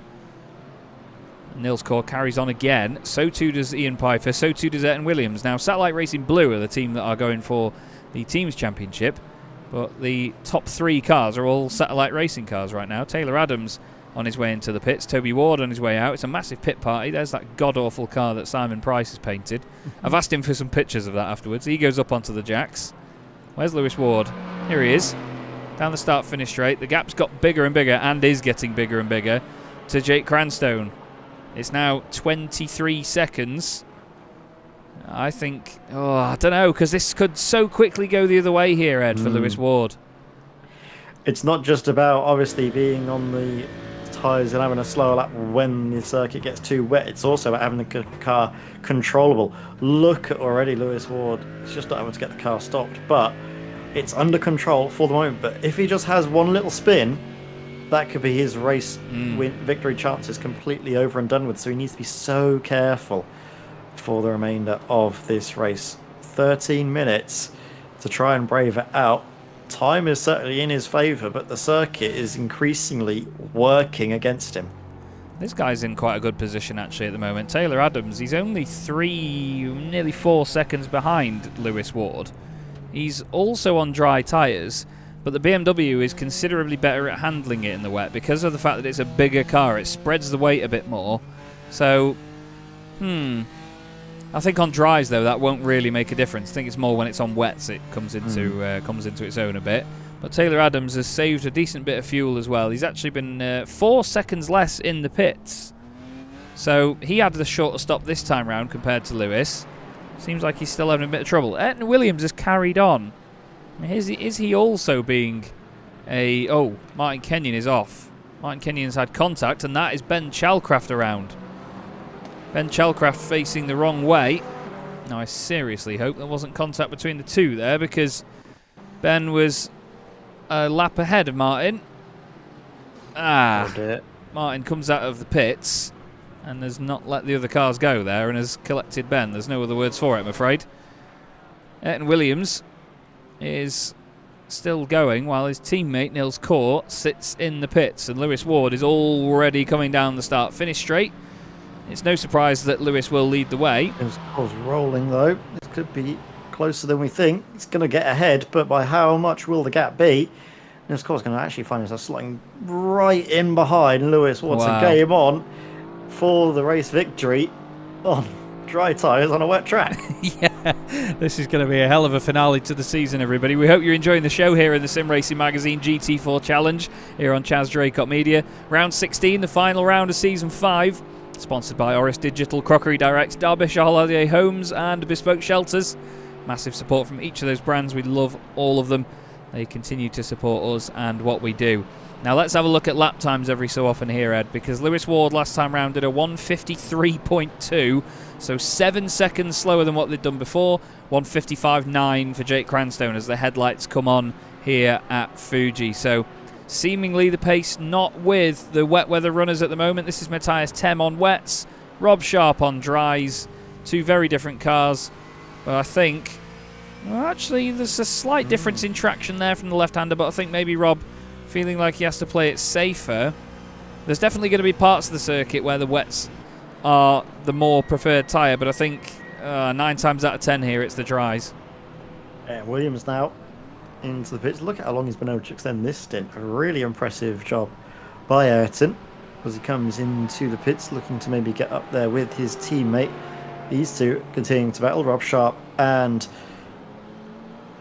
I can see Matthias Tem onto the brakes, just about able to hang on, using the wets to brake a little bit better on the wet line. This is sort of the point where the wets and the dries are almost equal, but I think the pendulum will start to swing in favour of those who've opted to change the tyre compound since the start of the race. Ayrton Williams now finds himself slotting in behind, I think Taylor Adams it will be. Yeah, you can see that Reject Sim Racing car is bearing off in towards turn 1 and also opting for the dries. So it's the front 4, I think front 5, isn't it, on the top dry 6 tyre at the moment, including Abdullahi and Matt Slight. They've actually both gained a lot here. Ben Idris Abdullahi up into 5th place, Matt Slight up into 6th. Rob Sharp has gained 17 places in this race. He's having an absolute belter. Now 18 as he gets past 10, but why do they need to make contact in a straight line? What was that? Why? I do not get that. I don't want to get angry, but I don't get that. I don't know what that was, but why? Yeah. Don't understand that at all. Let's have another look at it, though, just so I can get angry about it again. Rob moves right. Stays in a straight. Matthias just starts to gradually go right. I don't know why. Maybe just watching his mirrors or what. I don't get that. I don't get it. I also don't get how on earth these guys at the front are still maintaining these cars on such a wet circuit, because Lewis Ward leads the race. He's got Nils Court behind him. You can see the understeer and then resulting oversteer. We've got Lewis Ward, Nils Court and Taylor Adams, with no disrespect to Ayrton Williams, because he's kind of in the fight as well, 2.7 seconds back. But easily, I think if we had to choose 3 drivers as some of the most talented that we'd seen in this entire community before now, Ed, Lewis Ward, Nils Court and Taylor Adams, if there was some sort of dream team generator thing, these 3 would surely be some of the most valuable, wouldn't they? 100%. It's been an amazing season from all of these drivers. Ian Pfeiffer having a moment. Is he one of the drivers on the dry tyre, starting to struggle a little? He is, and a little bit clumsy. He ran wide, to be fair. There was nothing he could have done there, but Dominic Brennan had already had his own moment and was then losing it. But this is what we need to keep our eye on now, because the Mercedes of Lewis Ward has Nils Kor right up behind him in the spray. A very dark and gloomy Fuji at the end of the season. Headlights ablaze on the Aston Martin, and there's still 7 minutes left to go. Nils is really revelling in these conditions. We've seen him do well here before. He's actually going to go for it already, down the inside into the left-hander. Nils Kor, is he going to make it stick? Lewis Ward very close with him. Just a little bit of a tap on the way through, I think. I'm not sure if that was Lewis maybe hoping to squeeze in a little bit, but now the battle is on, head-to-head for the final race of the season. It's outgoing champion Nils Kor and two-time champion Lewis Ward together on dry tyres in the wet, with Taylor Adams, one of the fastest drivers in the series, right up there, Jaxie. Yeah, let's not forget Taylor Adams was the main contender, wasn't he, for the title this season against Jake Cranstow. Look at him now diving up on the inside of Lewis Ward. He's able to get it to work out, you know. That's wonderful car control from everyone, to be honest, to manage to keep the car in a straight line. On dry tyre, Lewis Ward really struggling with the conditions. This Mercedes does not seem to be enjoying this type of sort of, I guess, surface and tyre compound combination, because he was struggling a little bit earlier, which is what opened the door up for Nils Kor. Taylor Adams taking full advantage as well. Now it's Aston Martin versus BMW, and I think the Aston Martin's wheelbase is not maybe the longest, but it definitely seems to be a wider car, which can help sort of balance out and keep the car nice and stable, which really does help it out in the wets. I just want to see if that's going to be enough, though, because we know, like you mentioned earlier, the BMW, by being a bit heavy, can displace that water and sort of, I guess, power through, a bit like the old GT3 Bentley, or the Boatley that it was known as, in particularly the British GT, because it was often being held in the UK quite wet, and that car often did really well in those sort of scenarios. Yeah, we've always seen it before, you know, bigger GT cars like the BMW M6, the Bentley aforementioned, things like the Nissan GTR, even the Lexus as well, you know, the RCF, all really good cars in the wet. As Taylor Adams sends it up the inside, Nils Kor has to get out of the way almost, because I don't think he was expecting Taylor to completely stick to that. Nearly 3 wide for the lead here at Fuji in the final race of the season. Taylor Adams trying to hang it around the outside of Nils Kor. Lewis Ward wanting to go through as well. Ayrton Williams is still losing time to these guys, so he's not going to be directly in this fight. Taylor Adams puts the car in the middle of the road, says, no, thank you. I don't want you coming through here. Lewis really careful not to hit the back there of Nils Kor. And Taylor Adams has found himself in the race lead from 9th on the grid here. An epic performance so far, and one that really shows you where he should have been this season had he not have missed those rounds. I can hear some of my very close friends screaming for drop rounds again, because it's what they get asked. Well, they constantly ask me for them, and they will get them in the Winter Tour, I can tell you that. We are going to trial them ahead of next season, because it's a long season in the Sim Racing Magazine GT4 Challenge. But Taylor Adams, he could definitely be in title contention, as sideways goes Nils Kor. Lewis Ward gets the run on him out of the final corner. Nils Kor is now going to tuck back in the slipstream. We're going to get, I think, 2 more laps to go here, Ed. And this is really spicy. This is amazing. This is what we love. What a way to round out the season. 3 drivers, dry tyres, wet track, battling it out, chopping and changing position at every single twist and turn. What a way to round out this championship. Lewis Ward once more has a little look at the inside of Taylor Adams. Taylor's doing a great job as it stands to keep this car exactly where it needs to be to defend these positions. But once more, with Lewis Ward breathing down his neck, can he hang on? Being the first car in this situation is never a good thing, because you hit the wet patches first. Look at this slide in all 4 wheels around the outside. Lewis Ward thinking about the move, not able to get it to work. Once more, Taylor Adams with a slightly wider line through this long right-hander, trying to keep off of the black slippy stuff on that inside line. Again, braking offline on the way into the corner just to help the car stop and then turn in, narrowing out the corner a little bit, but gaining all that momentum back with sort of a slightly grippier exit to put the power down onto. Lewis Ward back into third position now as Nils Kaur goes through down the inside. I don't want to shade away from the fact that Ben Idris Abdullahi's having a great race up into the top 5 after gaining 8 positions. Rob Sharp has gained 18 places to get to where he is now as well. Dominic Brennan has moved into the top 10, gaining 8 places as well. But we need to keep our eyes on this because this is just epic, epic stuff. We are going to get, I think, 2 more laps actually. We're going to get this next one and then 1 more. Surely we're more than a minute away as Taylor's gone deep into the left-hander. Nils Kaur retakes the lead. Nils Kaur now leads once again at Fuji, but Taylor Adams wants to go back down the inside. Oh God, I wish they all didn't have pink wheels right now. Lewis Ward in third position wants a bit more. He wants another bite of the cherry. Tries to move to the left-hand side by side with Nils Kaur once more. 2 more laps in the books here, Ed. This is going to drive me mental. These drivers have got to be so careful because the circuit is only going to be getting wetter and wetter as the race evolves and carries on. They're basically on par now with the drivers on wet tyres. In fact, actually, last lap, Jake Cranstone on wets was slightly faster. So these drivers are not on the optimum tyre whatsoever. Look at how brave Taylor Adams is onto the brakes. He runs slightly wide, but is he able to get the power down enough to get ahead? Yes, he is. Look at Nils Kaur just trying to find a way through up on the inside. Will then become the outside. Slots back in behind this corner. An absolute nightmare because there's only one line and it's on the sort of wet, not really favourable surface. Now up to the inside of Taylor Adams comes Lewis Ward. He fancies the inside line, but it's so slippy with the tarmac, with the rubber already laid down. He runs wide and almost takes out race leader Taylor Adams, but Taylor again confident in the unconventional but still effective wet line. He's able to hang on to the lead of the race. This is box office stuff here at the end of the race, here at the end of the season at Fuji. Yeah, if there was ever a race or some action to round up the season or show you what we're all about here at the Sim Racing Magazine GT4 Challenge, this is what it's about. This is the race we wanted. It started off dry. It started out similar to what we'd seen before. A few drivers fuel saving, a few drivers changing different things on the strategy. Some great teamwork by Dan McCauley and his teammate Lewis Ward in the middle of the race. And now we're getting this epic finale with 3 of the very best we have on dry tyres on a wet track in 3 different cars as well. A BMW, a Mercedes and an Aston Martin.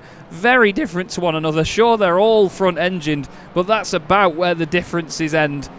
And we've got 1 more lap to go. Taylor Adams rounds the final corner here at Fuji. He boots his right foot and he's got 1 more circulation to go here this season, Ed. Lewis had a great exit, a little bit of a slip, but that's what you want in the wet, is just to keep the momentum going. Even if you're sliding just a touch, carry that pace through in towards turn 1. You can see right into the slipstream, getting a face full of spray from the rooster tail of that BMW. Now Lewis Ward opting for the outside line. He's going to brake on the rubbered in surface. Not great, but then will find himself on the outside line where it's a little bit grippier. Can he put the power down early enough? No, he doesn't. He just can't get the drive out. Taylor just seems to know exactly where the grip is and where it isn't, is able to use it to his advantage. But now Nils Kaur, can he maybe get something from this race? Will there be a late sting to Taylor's? There's traffic as well. Hopefully it doesn't play into the result whatsoever. Toby Ward just up ahead, struggling with the conditions as much as all of these drivers as well on the dry tyres. Taylor Adams once more covering the inside. Also accelerating a little bit more onto that sort of left-hand area of the circuit where there isn't that rubber. This is really sketchy stuff, though, as we come into the final few corners. If there's a chance to make an overtake, it has to be done now or never. I think he's gone in hot. I think Taylor's gone in hot, and he has. Lewis Ward's going to be down the inside. They're going to be side by side, though. This is going to be really cumbersome. And now Nils Kaur's going to be able to take advantage of this. He's going to watch both of them hop, skip, and jump over the curbs. And Lewis Ward's going to go round the outside. Is he going to be able to hold it out there, though? Look at the understeer from Taylor's BMW. Can Nils Kaur pinch this at the end? Any one of these 3 could win it. There's literally 2 corners to go. Lewis down the inside now. Hugs it to the apex. But is he going to wash out wide? A dab of brakes there from Taylor Adams. Lewis loses the back end. Nils Niels Corr wants to go down the inside. There's nowhere for him to go. Lewis Ward has to once again cover the inside. But again, he's going to wash wide. Taylor Adams could get the run out the final corner. Can Lewis get the power down? Taylor's got the run on him. They're going to go to the line. I think Taylor might nab this, you know. They're completely side by side to finish the season. Taylor Adams in the BMW is maybe going to get in front. Lewis strains it out. Taylor Adams is going to do it. He's going to win the last race of the season at Fuji. Unbelievable.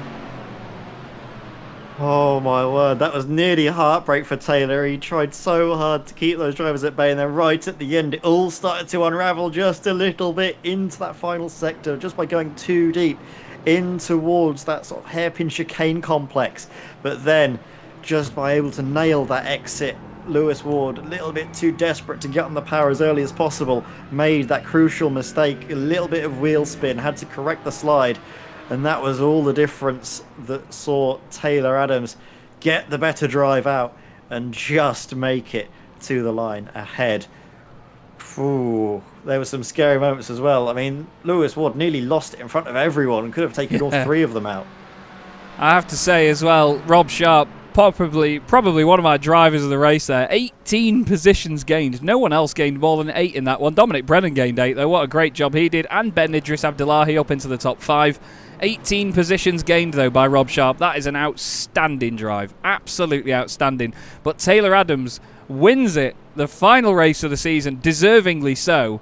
Here at Fuji, and with 3rd and 4th places, Satellite Racing Blue take the team's championship here in Sim Racing Magazine GT4 Challenge Season 5. Niels Corr and Ayrton Williams have been a force to be reckoned with this season as Taylor celebrates his win by throwing the car about. He and Regenta Sim Racing have been epic as well. His teammate Matt Slight will pose together for some pictures, I'm sure.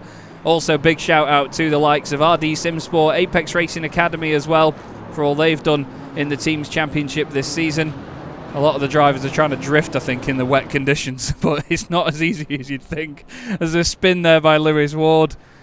My God, I don't know where to start, Ed. That was an absolute barnstormer of a race. We've still got a couple of drivers, actually, waiting to finish the race, I think, as Simon Price has just crossed the line in the Abomination. And he completes the race and completes the season. Let's have a look at some results then. God, I went supersonic at the end there. 20 thousandths of a second separate Taylor Adams and Lewis Ward at the end of an incredible race here at Fuji. Niels Corr gets a podium, and with Ayrton Williams in 4th, Satellite Racing Blue take a comfortable win in the team's championship. Ben Idris Abdullahi, a good friend of theirs as well, finishes in 5th. A great drive from him.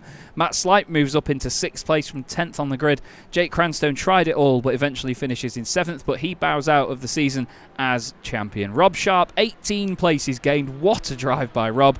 Matthias Tem and Dominic Brennan complete the final top 10 of Season 5. Tom Stanley was next up ahead of Guy Edwards and Ian Pfeiffer.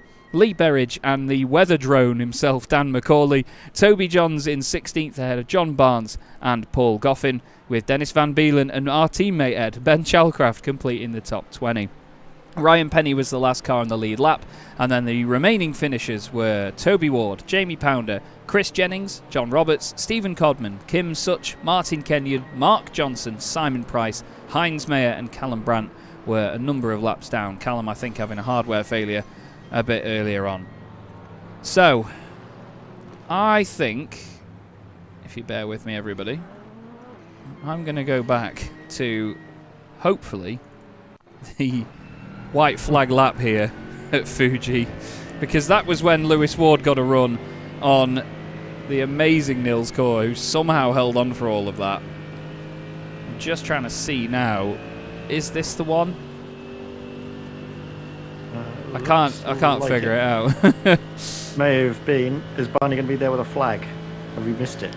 I don't know if we've seen Barney, but even still, this will show us enough, I think. You know, the amount of... Look at how hard they're pressing on the brakes and how deep they end up going as well. This is on board with Lewis Ward here, coming on to the... I think this is the penultimate lap, because I'm pretty sure that, yeah, Lewis and Taylor swapped positions a lot before this. It's just amazing, time and time again. This was the little touch they had partway around. I'm pretty sure Lewis, yeah, he just understeers a little bit. There's a tiny tap. And yeah, it was this final lap, actually, wasn't it? Because I think it was when Toby Ward was in front of them. It's just amazing. I think was Toby a little bit closer. Oh, on yeah, this yeah, lap? I sorry. think Yeah, it's it was next the lap after. Christ's sake, Chaz. I want to watch it. I want to watch all of it. There's so many position changes, though. It's nuts. Probably the best place to watch it from is Nils Court, because there's a huge save by Lewis Ward. I think it's out of this corner, isn't it, where he almost loses it completely. Yeah, there. Whoa, and then Nils wants to find a gap. He can't find one. Lewis then covers the inside line one more time. And watch Taylor here. He's really clever with it. Tucks in for a late apex. Smooths it out to the left-hand side. Goes for the run.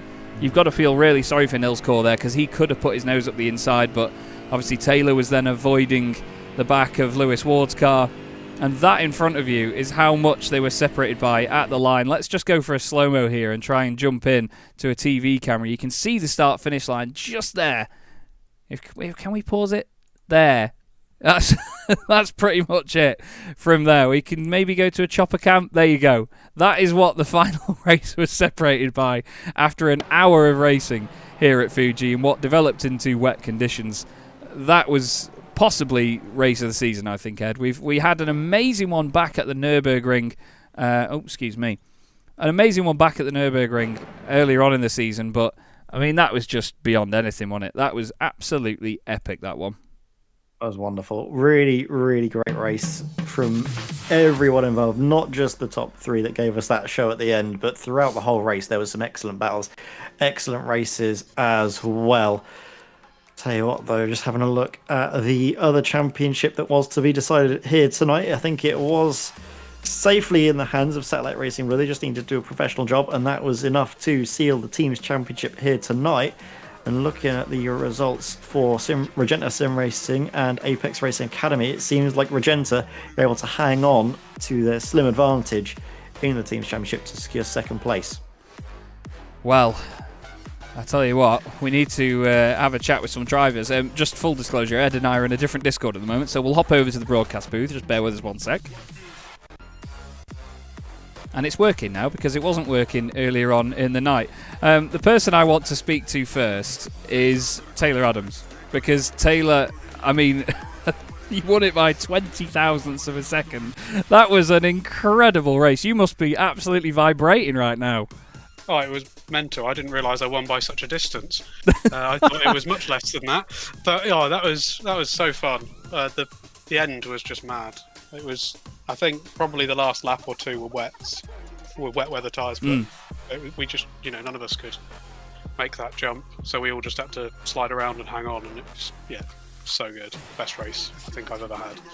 Well, love to hear that, Taylor. That's fantastic. Very, very, very grateful that came in our championship, because it was a joy to watch. I went supersonic on the last lap. We really didn't know what to say or do, but I imagine in the cockpit you're constantly sort of just thinking about every little input, aren't you? Because as Ed pointed out, when you're at the lead of the pack, you're the first car to get to the wet bits, so it's a bit scary, isn't it? And it really draws the most commitment out of you when it's racing like that, doesn't it? Yeah, we were saying in the waiting room that we were discussing it, and we were saying whoever's leading has such a harder job that they lose a bit of pace, because when you're behind, whether it's a bit drier or not, I don't know, but you seem to have a bit more grip, and you can brake a bit earlier and then go a bit slower through the corner, and it always helps, whereas you're just completely guessing when the rain gets heavier, especially. You're just guessing where the braking point is. So it was stressful leading, but I was glad I was leading, because it meant I didn't have to worry about it. I did have to worry about it, but I didn't have to worry about overtaking whilst being overtaken. It was just worrying about defending a bit, but so fun. Well, it was an absolutely amazing race to end the season. Really sort of summed up the sort of racing that we have here in the championship. And speaking of said championship, obviously we know you missed a couple of rounds this season, and that's what made the biggest dent in the season for you. But how's your season been from your perspective, though, in Season 5? Because it's been bonkers, hasn't it, this time around? The level's gone up so much. Oh, it's been really good. It's been great fun. I don't think, even if I'd done those 2 rounds, I think Jake was too good, and he fully deserved to be champion. So yeah, massive respect to him, and but I really enjoyed it. I enjoyed all of it. It was good fun, and it was nice. It was just good fun. Not Le Danon. If you ignore that track, it was great fun. Other than that. Yeah, that's fair enough. That's fair enough. Well, it's always a pleasure to have you with us, Taylor. And obviously, we have the winter tour coming up soon, and then obviously another season of this going into 2025. Are you looking to enter either of those? Are we going to see you there? I think I'll do the championship, the next main championship. I think I'm away for 2 of the races in the winter tour, so I'd rather give the space to somebody else. Fair play. If you're a bit tight on grids, fair play. More, oversubscribed, I'd rather someone else get to do all races. But I will try and be back for the main championship next season. Well, we certainly look forward to having you there, Taylor. It's a pleasure as always. Is there anyone you'd like to give a shout out to before we let you go? Well, first off, shout out to you, Ed, and Andy for organising such a brilliant championship. Thank you to everyone that has donated so far to our breast cancer fundraiser. I'm sure you really appreciated the pink wheels before you realised what was going on.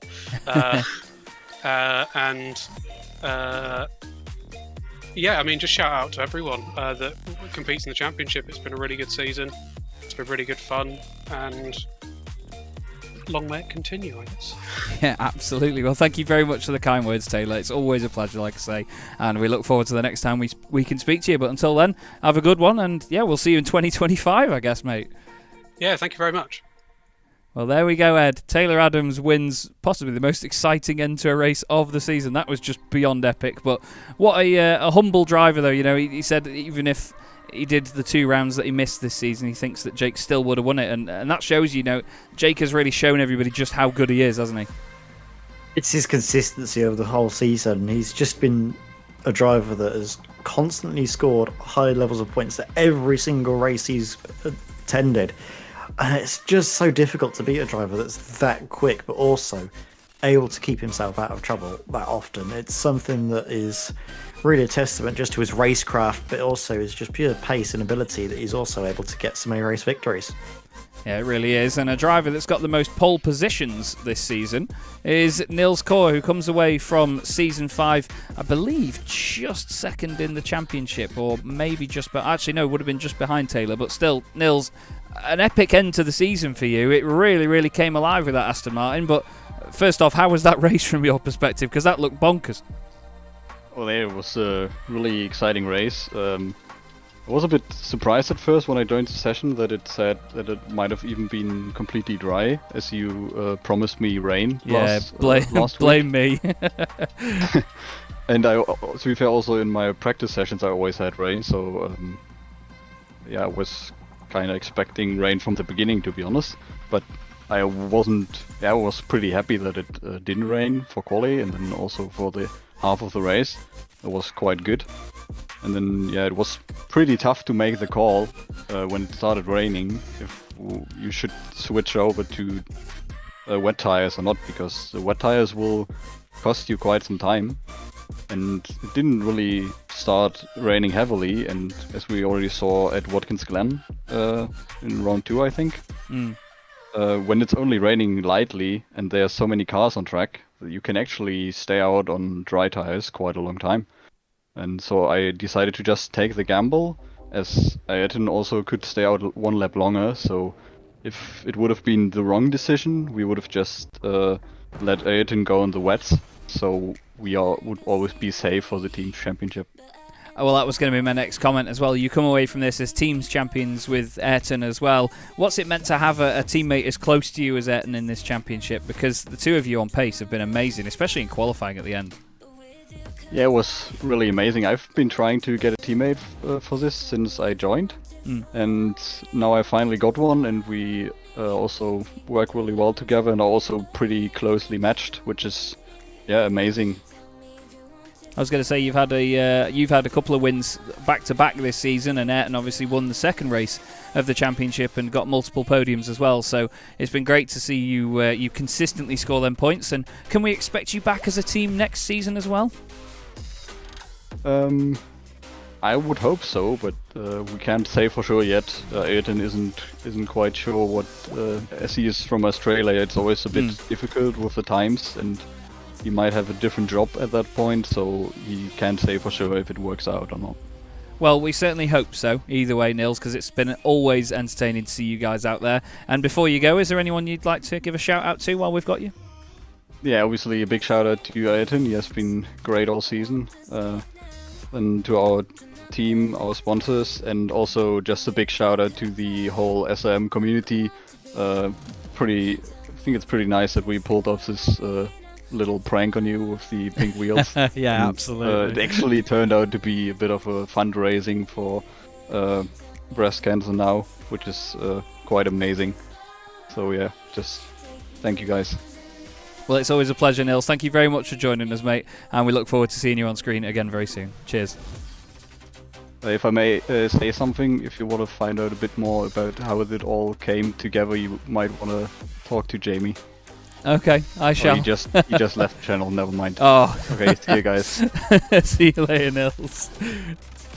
Yeah, Jamie Pounder apparently is one of the guys that spearheaded this whole Pink Wheels for Chaz thing, which is raising money for breast cancer awareness, and it's Breast Cancer Awareness Month this month of October. So there is a Just Giving link in the description as well, everybody, and in the YouTube chat. So make sure that you do give to that while it's still up. It was set up by Taylor Adams as well, it seems. So hopefully he can guide you if needs be. We are going to jump in very quickly to another interview with a man that didn't quite finish where we would have expected in that one, but he's blaming the weather radar, and you know what, everyone blames their tools first, don't they? Jake Cranstone comes away as champion, though, of the Season 5 Sim Racing Magazine GT4 Challenge. Jake, you must be a little bit annoyed at that one, but still, you had a belting race up to that point, mate, didn't you? Yeah. No, it was great fun, and I was a bit dejected to have made that decision for the tyres and missed out on a good battle at the end. But it was a great season, so I can't really complain, to be honest. Well, I was going to ask if you had any highlights of the season, and I'd imagine that there was a certain wet race that might be near the top of that list from earlier on. Yeah, no, my highlight is definitely going out on wet tyres when it's obviously not wet. No, it's yeah. Watkins Glen was good. Yes, I wish it was like that. Yeah, that was proper wet. That was. That was. And I was on slicks on that one as well, so should have just stayed on slicks. Yeah, true. Yeah, I forgot actually that was on slicks. God, that's terrifying. What's it been like for you though? Your first season here, I know obviously you've come away as champion, which is it helps sweeten it a little bit. But what have you found from being in this community and joining these guys on track? Well, it's just it's great to have some good racing. To be honest, I mean it's quite hard to find these days on iRacing, especially in the official sessions. So I can't thank the guys enough, and all of you guys for putting on the season. It's been fantastic to just gloves off, racing hard, but it's fair.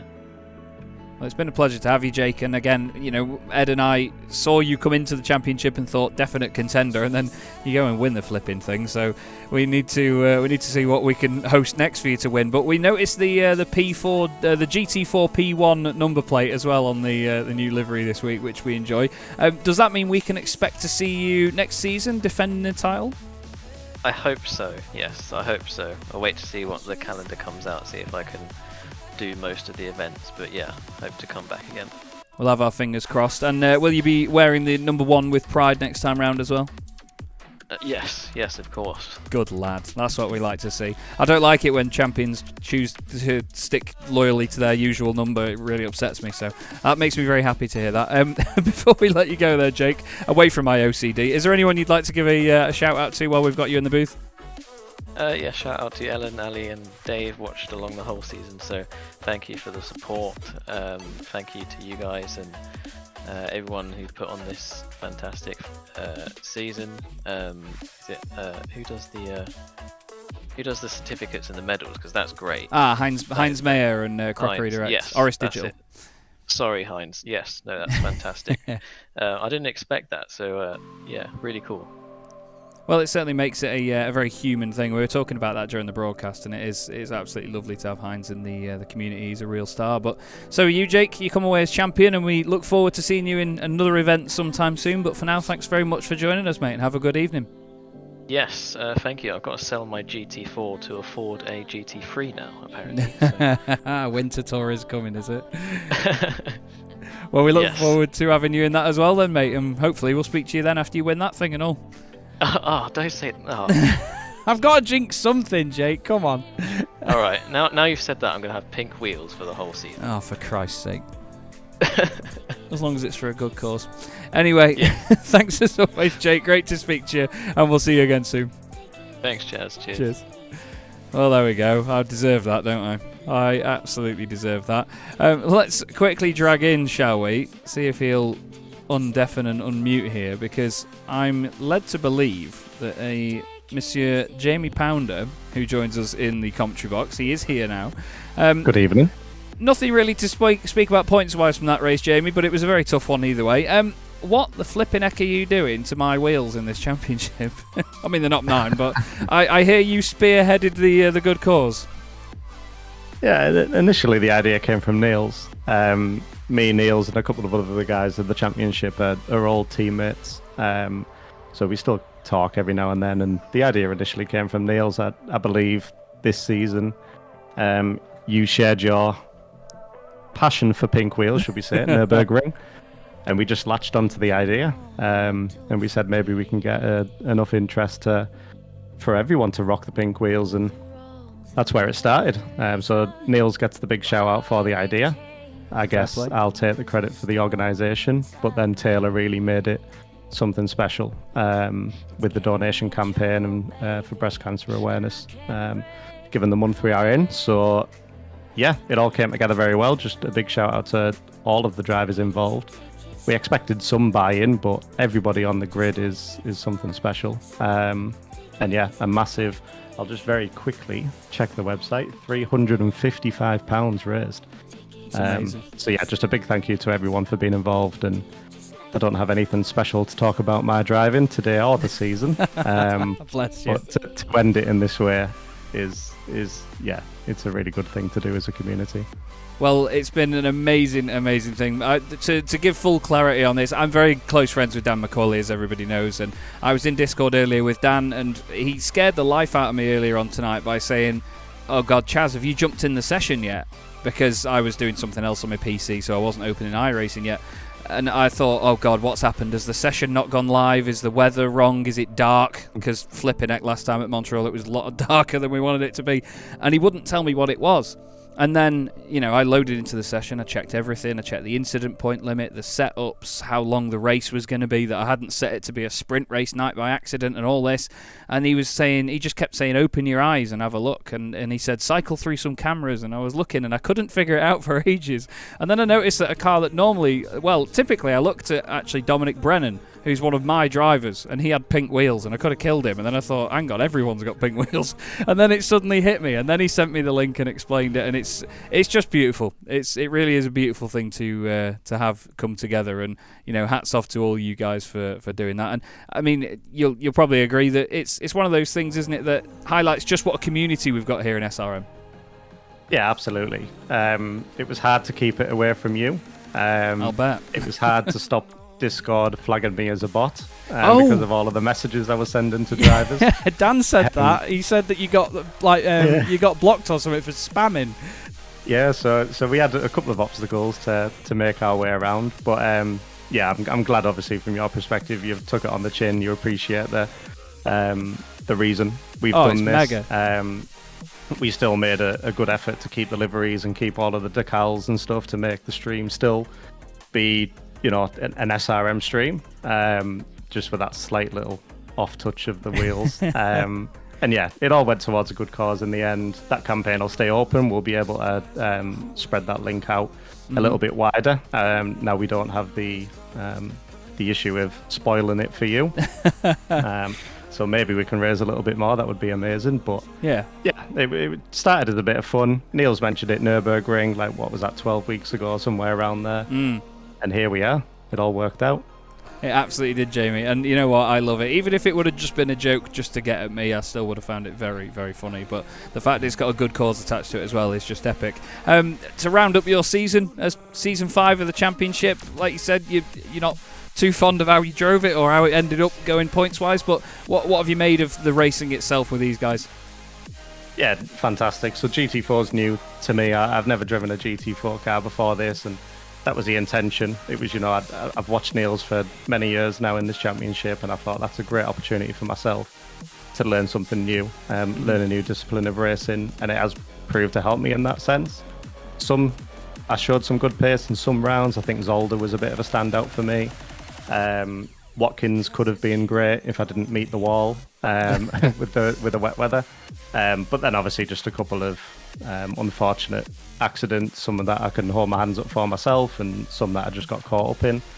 So it's just been a big learning curve. And now got a little bit of an off season. I'll be looking to sign up for next season and hopefully take all of these lessons into that. I don't think I'm quite... No, I'm not up there with Niels, I'm not up there with Taylor or Jake or any of those guys, but the guys following suit that are getting closer and closer, such as Ben, Abdullahi and people around that pace, I feel as though, I can get there.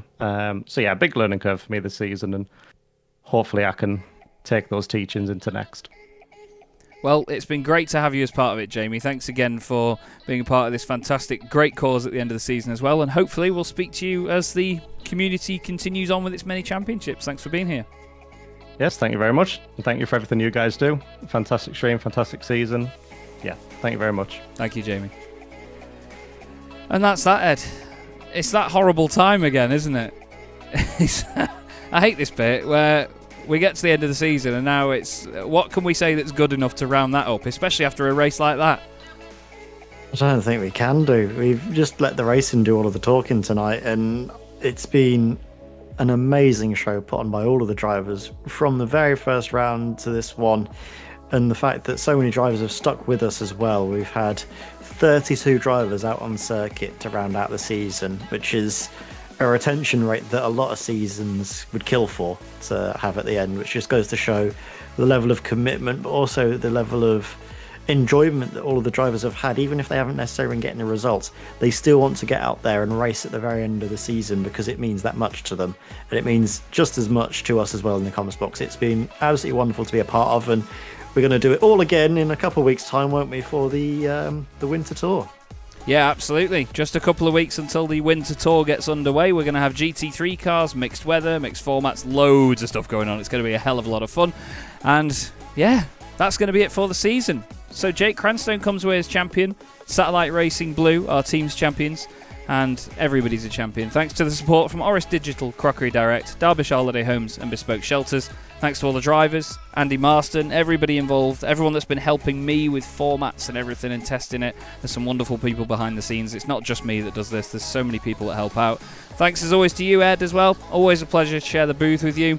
And thank you all for watching. This has been Chaz Draycott Media and the Sim Racing Magazine GT4 Challenge Season 5. As Ed said, we'll be back for the Winter Tour soon and then back for Season 6 in 2025. But for now, thanks very much once again for watching. Don't forget, give to the Just Giving link as well, which is in the chat. I'll pop it into the description as well. And we'll hopefully see you again very, very soon.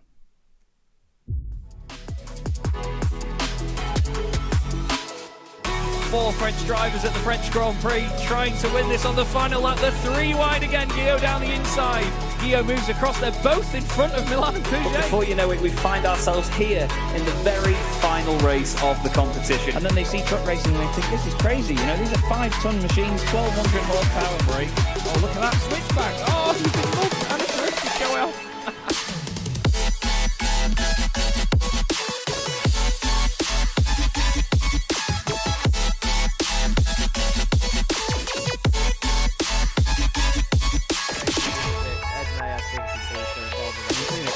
Back there, still on board with Ben Gregory now. I love this. 16.5 minutes gone. Senna Lanson tries to go for the race lead.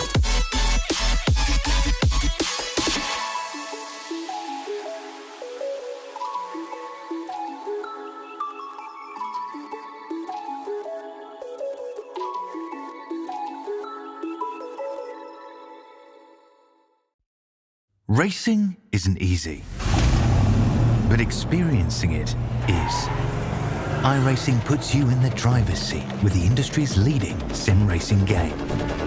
Drive on laser scan replicas of the greatest racing circuits from around the world. Go head-to-head against other drivers chosen by skill-based matchmaking to ensure competitive racing at every level. Compete across all your favorite series. In officially licensed cars engineered to deliver the most accurate driving experience possible.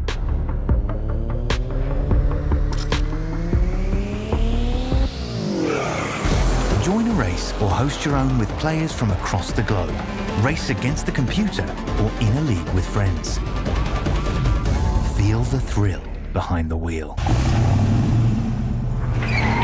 Visit iRacing.com.